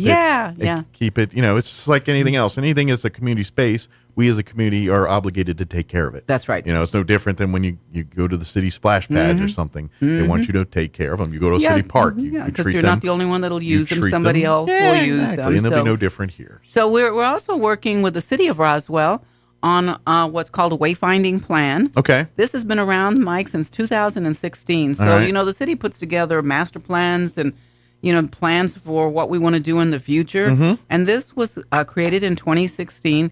So it's a way of directing people, showing them the way to different things. Gotcha. Wayfinding. Gotcha. And so one of the big things that we're working on with the engineering department right now is gateways. We Gotcha. want to put gateways on Main Street. Kind of being an actual physical marker definition defining the Main Street corridor. So, Right. Because most people don't realize Main Street corridor is more than just Main Street. It's a few blocks on either side, and it Right. goes from, probably farther north and farther south than most people realize. Right. And these gateways will kind of delineate. Now you're officially entering the Main Street district. And that's kind of what we'd like to do. And so those are things we're working on right now. We know we got a couple of grants and we got some money and we thought, yay, so exciting. We're going to have 2 of them. And it's a big, giant, stop, wait a second. This costs more than what we thought. So then we're going to have to ask for more money or whatever we need to do. Anytime there's government involved, these things happen. Yeah. Yeah. And of course, you find out about costs that you had no idea about. Like I'm thinking, oh, wow, we're staying under budget. And then I find out, Barbara, the engineering costs have not been added yet. Yeah. And then the other thing, too, is cost of living and then COVID expenses. And so you have something in the works. And then 3 years later, it's completely outdated because all the prices are different. So, I mean, exactly. I mean, I helped out with the Kiwanis All-Inclusive Park. And when we started, from the time we got it done to the time it started and the time we got done, I just remember hearing, Barbara, that's not enough money. You're going to get a little teeny, rinky-dink park with that amount of money. You need more money. And so went after more money for that. And then you get more money. It's like, now you need more money because that money went. So hurry up and do it. Right. Just hurry up and do it. See, if you did this 3 years ago, that would have been enough. But now it's not. So now you need more money. So that's kind of what people are dealing with in these kind of things. Yeah. So, but it's exciting because, you guys, we're working on Main Street Roswell all the time to figure out ways to make our Main Street district a place where people want to come shop, not just tourists, but locals. Some of you have not stopped down Main Street in a really long time. And I think you should. We've got Tiny Trends over here on the South, South 100 block. They've got kids' clothes. Yeah. We have a brand new place that just opened up right there next to Ancient of Days. They're going to be, I can't remember what they call those, Mike. Now I'm trying to think. It's kind of one of those places that you go into and have to figure out how to get out of or something. Like an escape room or something? Yes, escape room. Okay. That's what it's called. It's not completely up and going. Okay. But I did talk to the guys that are going to be running that, and it's going to be really cool. Because they have these throughout Texas. Excellent. And now they're going to do one in Roswell with more of an alien theme to it. And that'll serve both the tourists and locals. Yeah. That'll be because people look for things to do downtown. Obviously, tourists hit the thing, and, locals aren't going to want to go to the museum every day because, been there, done that. Been there, done that. But these are things you can do. Come shop. Like I said, come eat. We got great dining establishments, whether you want a cup of coffee at Stellar or lunch or breakfast or dinner at Pepper's or Martine's or El Toro Bravo or many of the other great establishments downtown. And then, like you said, in between, you hit the shops and shop, and you walk. And if you're looking for clothing, if you're looking for decor, T-shirts, you're looking for collectibles, whatever. If you're looking for a gift, I mean, you can find some great gifts downtown. And then they're not all alien based. And by the way, I'm glad you said Stellar. You know what they did for us during the UFO that I thought was awesome. Anne is always very appreciative of what we do, and another always community minded. Yeah. And so she opened at the back end of Stellar, and she put ice cold water back there and tea, and invited any volunteer to go back there and take a break. Oh, that's awesome. And a lot of us your decompression zone there. Kind of just a little bit away off the Main Street drag right there, coming in from their backside. But they have wonderful breakfast. If you've not had their breakfast or sandwiches, they do have more than drinks. They do have great meals and sandwiches. And of course, right next to them is of course the Moon Rock Outfitters. And in case you didn't know what Outfitters are, you might want to stop in there and see. They do bikes. They do skateboards. They coordinate bike rides. So if you have a bike and you say, I would love to go bike riding, but I don't want to go by myself. Meet with people that do those. Yeah, they meet somewhere. And that. Sometimes they do like a little pub run where they go different places to grab a drink. And other times they're just seeing Roswell. That's cool. So and that's all in your Main Street quarter, right downtown. Right you just downtown, walk around, you stumble into it. Yeah. So there's a lot going on, Mike. So we just invite the locals of Roswell to please take some time to come by downtown. Right now our focus is community as tourists, because sometimes our community doesn't see what the tourists see. And if you could see some of the feedback that I received from from people that completed the survey, many of them say, gosh, you got a gem here in Roswell. You guys have a beautiful community. And I mean, just look at the rocket that we just put on the Pioneer Plaza. Yeah. If you guys did not go to the opening ceremony for that, it's right there, right in front of the courthouse lawn. Just today, I saw people out there taking pictures. Oh, yeah. But matter of fact, if you're going over to Martine's this morning, you can't miss it. It's right there. You can't miss it. You can't miss it. Go to Martine's. That's right. It's right there in Pioneer Plaza. Then go get a picture. Then go get across the street and get a cookie. Just a hop, skip, and a jump from the Chisholm statue right there in the plaza. Yeah. So, but great job that Josh did. So a big thank you to Josh for all the work he put into that. And I love that because that's going to, especially for people that have called Roswell home their whole life or been here a long time, they know that's, they know the origin of that. They know that was the slide. That how many kids, generations burned their legs on that slide at the It never Spring stopped River. them, Mike. Oh, It never we stopped did anybody. It. We did it. And then finally, it was early 2000s where I thing think down. so. It was because it was up when I got here in 2000. It wasn't around much longer, but I remember taking family to that slide and climbing up in there myself and burning my legs and going down the slide. You just have to go down fast, right? Exactly. Because it was all full metal, right? Yeah, it was old school metal. Yeah, it was. OSHA standards were a little different back when that thing was constructed. And, fall into a pile of dirt at the bottom. Nothing really. But no, I sent a picture to my son that lives in Albuquerque and all my sons, and I sent it to them. I said, "Look at this. This is your memories turned into art." Yeah, I mean that's what it is. So I hope it's it's there for generations to come, and they'll ask, "What's that?" And we get to tell them, "Yeah, it used to be a slide in the zoo in the Spring River Park there." Yeah, absolutely. It was Peppermint Park back then. It was called Peppermint Park back in those days. Peppermint Park okay, back very then. good. But anyway, other than that, Mike, I don't have a lot going on that I want to talk about today because we do want to go ahead. Yeah, I did want to ask for volunteers and serving on the board. Oh, yeah, can you still use those kind of I'm glad you people? brought that up. Yeah.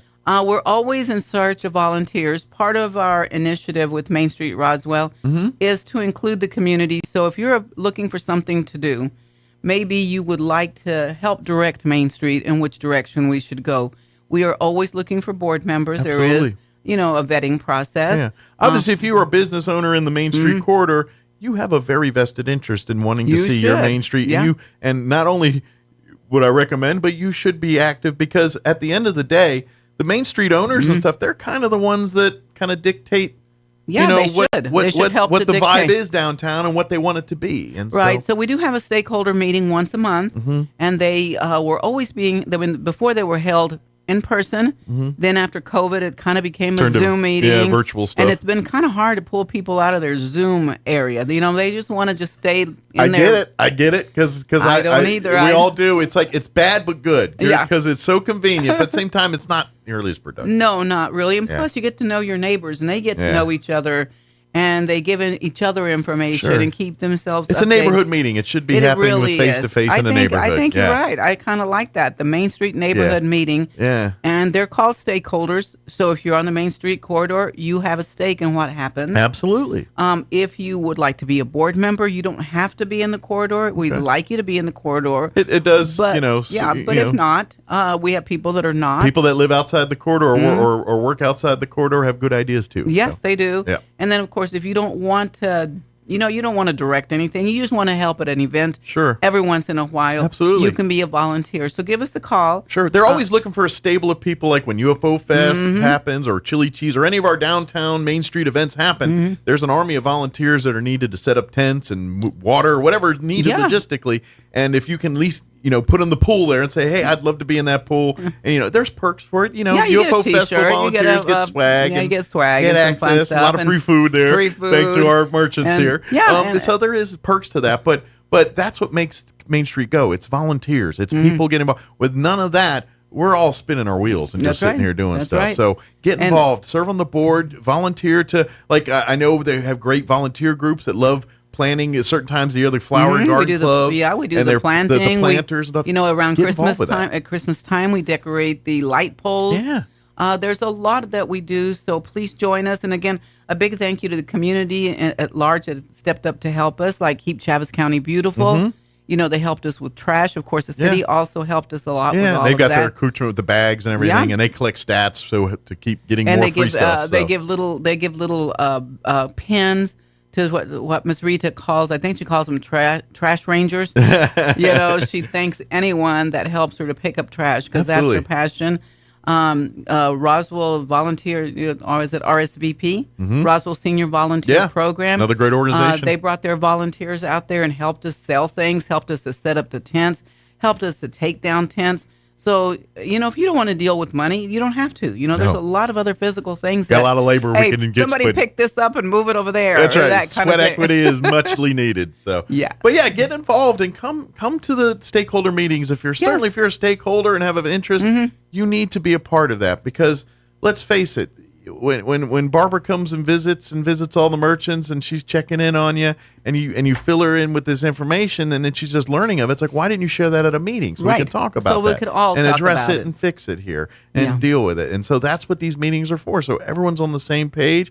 And the Main Street Corridor really is a family of businesses. They look out for each other. They network. If there's a rash of something wrong in the community, they spread the word to warn each other and tell each other and keep everybody in the loop. It is a very well knit community, the Main Street Corridor, the businesses. They do, stuff. and some of the Main Street stakeholders did join the UFO committee and brought in some of their ideas. Awesome. And even supported, what we were working on. on. We need more of that. And, we did local newspaper thank yous. And here, on your station, Mike, we did advertisement to, talk about what's going on. Yeah. But we just have a lot of wonderful things going on. And if you're thinking, I've got a great idea, how about not put it on Facebook? How about you call me? Absolutely. How about you call me and say, hey, Barbara, I've got this great idea. Absolutely. I mean, even sitting here in your office, Mike, one of your employees here, Roy, said, hey, Barbara, what about that idea I had for the UFO festival? Yeah. And he had a great idea that I'm going to take it to the rest of the group and see how they feel Run up about the flagpole. That's right. Run it up and see what people think. But Absolutely. again, but get involved.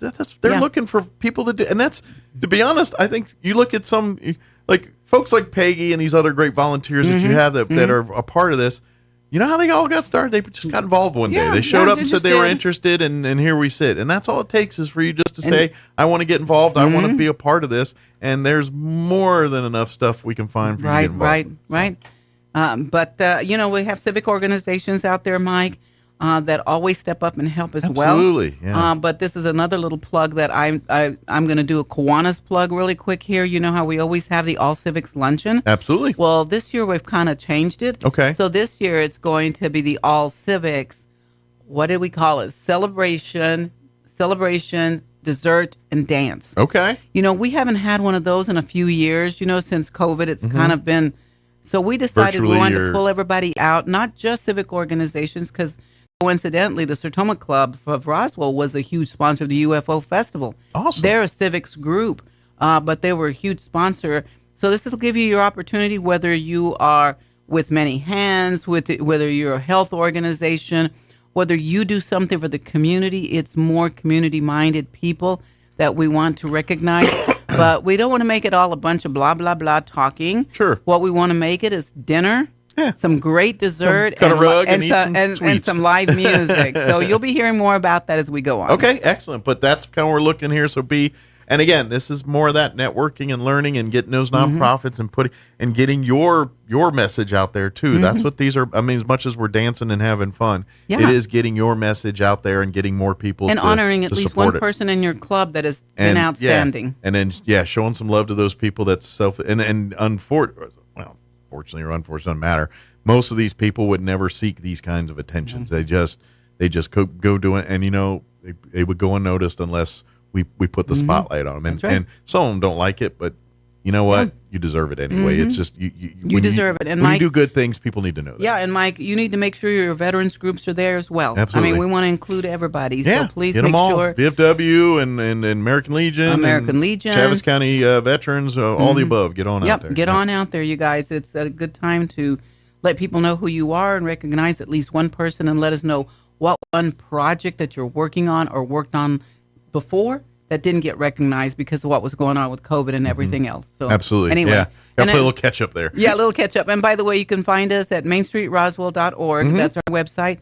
My phone number is 575-914-8017. Yeah. You can always call the radio station. I'm sure Mike can direct you. We can get you there. And if you have any questions about anything we talked about here, don't hesitate to reach out.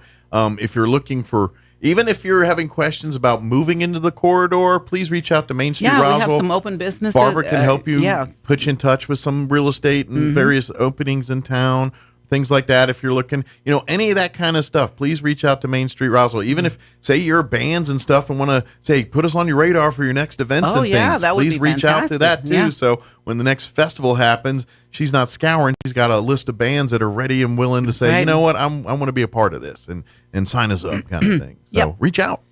So a lot going on, but thank you all. Give us a call. And Q, and don't work too hard, and we'll see you next time, if not sooner. Thank you, Mike. You go someplace cool now. I know. Have a good week. And Yeah, go find a nice, maybe hit Stellar and get a nice iced coffee. Or something. That's a good idea. Something to get you out of the Moab heat. Yeah, All right. My cool vacation. That's right. She's got to cool off. Weirdly enough, a lot of cold soups. I don't think you've ate hot food in a week. So just kidding. Yeah. It is 9:50. Let's pause for news, your Hannity update, Cowboys report. Can't believe we're already getting to that season. And then a quick break as well. Don't go away. Now, your Pecos Valley news update. I'm Jared Cirillo. New Mexico's congressional delegation is working to shore up a federal disaster relief fund. In the wake of fires and floods at Ruidoso, Representatives Teresa Leger Fernandez, Melanie Stansbury, and Gabe Vasquez sent a letter Thursday to House Speaker Mike Johnson and House Minority Leader Hakeem Jeffries. The letter demands that Congress prioritize fully funding FEMA's Disaster Relief Fund when the House reconvenes in September. A recent federal report projected the Disaster Relief Fund from FEMA would run a more than $6.5 billion deficit by the end of this year. The New Mexico State Fair and Ex Novo Brewing are announcing the official beer of this year's State Fair. Ex Novo's new Barrel Racer Blonde will be on tap at the fair in September and at retailers across the state beginning August 6th. Barrel Racer Blonde was brewed with American and German noble hops. It will also be served at Ex Novo Brewing in Corrales. The New Mexico State Fair is scheduled for September 5th through 15th. You're up to date. I'm Jared Cirillo. Your morning espresso starts right here. It's the Sean Hannity Morning Minute. If you're part of the Iranian leadership, who would you want as president? Donald Trump, who's not going to take any of your Adam Schiff, or Kamala Harris after serving with Joe Biden? Kamala Harris and Joe Biden that surrendered in the war on terror. Kamala Harris that wants to show the courage to never use the word radical Islamic terrorism again. Remember, Joe Biden and Kamala Harris were fined to make a $6 billion payment for as a ransom to Iran and make them rich and turn a blind eye to the sanctions Donald Trump put in place and let them bring in hundreds of millions of dollars and waive sanctions so that Iraq can pay them $10 billion. If you're one of these bad actors on the world stage, who do you think you'd prefer as president? The Sean Hannity Show from coast to coast later today. Hey, want to update your home while saving cold, hard cash with some sizzling hot deals? Well, Blinds.com has their huge Cyber Summer Sale. It's happening right now. Now, Blinds.com invented the better way to shop for premium window coverings. It's all 100% online, so you can forget about those pushy commission salespeople in your home. Now, they're virtual design consultants, so they're to help you on your schedule. Plus, they're going to send you free samples right to your house, even when you buy multiple window treatments. Blinds.com can handle the measuring, the installation for one low cost, no hidden fees, and you also get upfront pricing, everything backed by Blinds.com's 100% satisfaction guarantee. Choose from a variety of premium blinds and shades. Upgrading your home with custom window treatments, it's simple, it's easy, it's affordable. Save up to a cool 40% off site-wide at Blinds.com, and their Cyber Summer Sale is going on right now. Plus, you can score premium doorbusters up to 40% off site-wide. Blinds.com. Rules and restrictions may apply. With your Cowboys Report, I'm Christy Scales. Special Teams Coordinator John Fossil tells you about major rules changes to NFL kickoffs right after this. Todd thought it would be secure to jog in the cheetah savanna. Todd believed the big cat repellent he bought online was reliable. And now, Todd is trying to be faster than this cheetah that can run 80 miles per hour. But the good news is, Todd has AT&T 5G that is fast, reliable, and secure. And he learned the best thing to do is toss her the backpack with the beef stew. AT&T 5G. Fast, reliable, secure.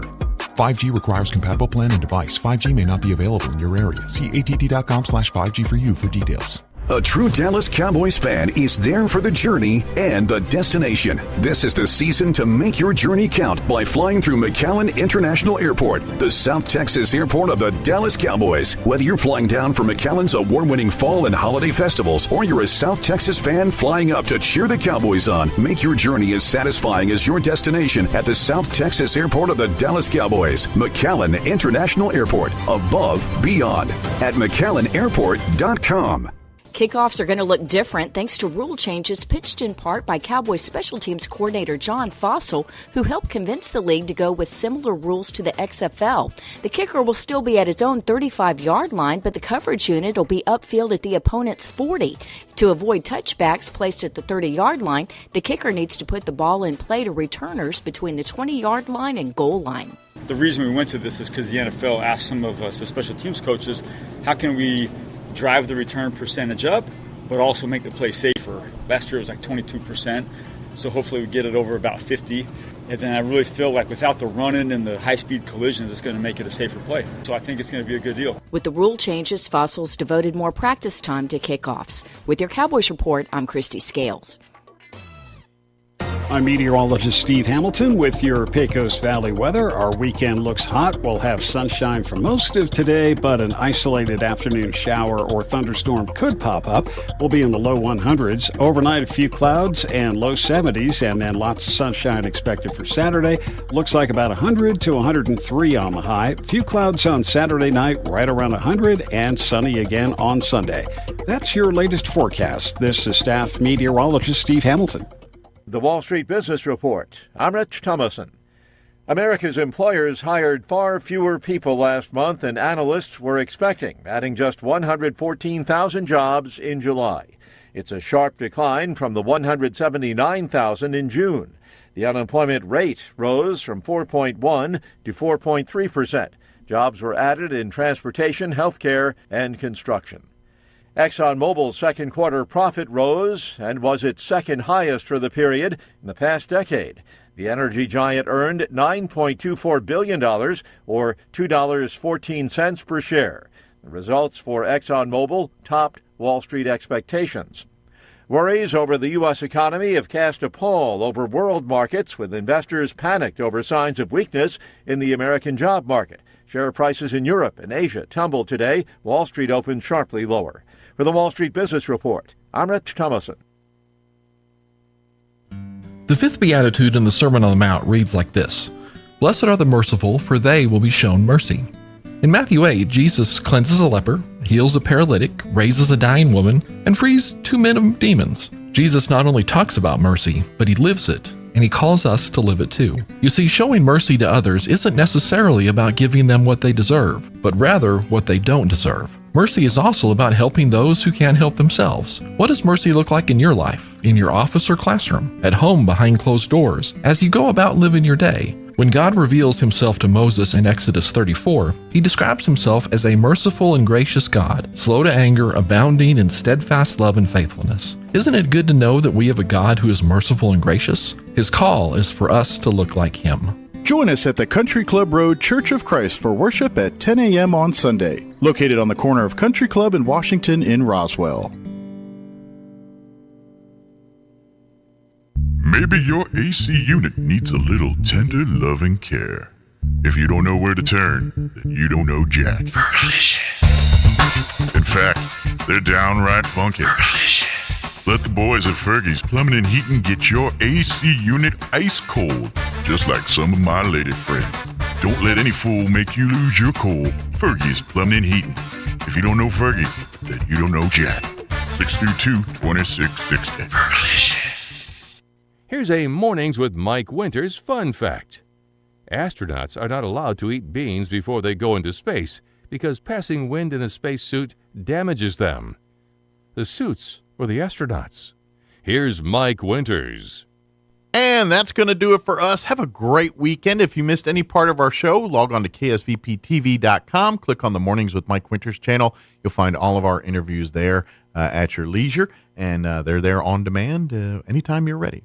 All right, that's going to do it for us. Have a great weekend. You're listening to 106.5 Roswell's Talk FM, KEND, or Roswell, New Mexico. Have a great weekend. We'll talk to you on Monday. Breaking news this hour from townhall.com. I'm John Scott.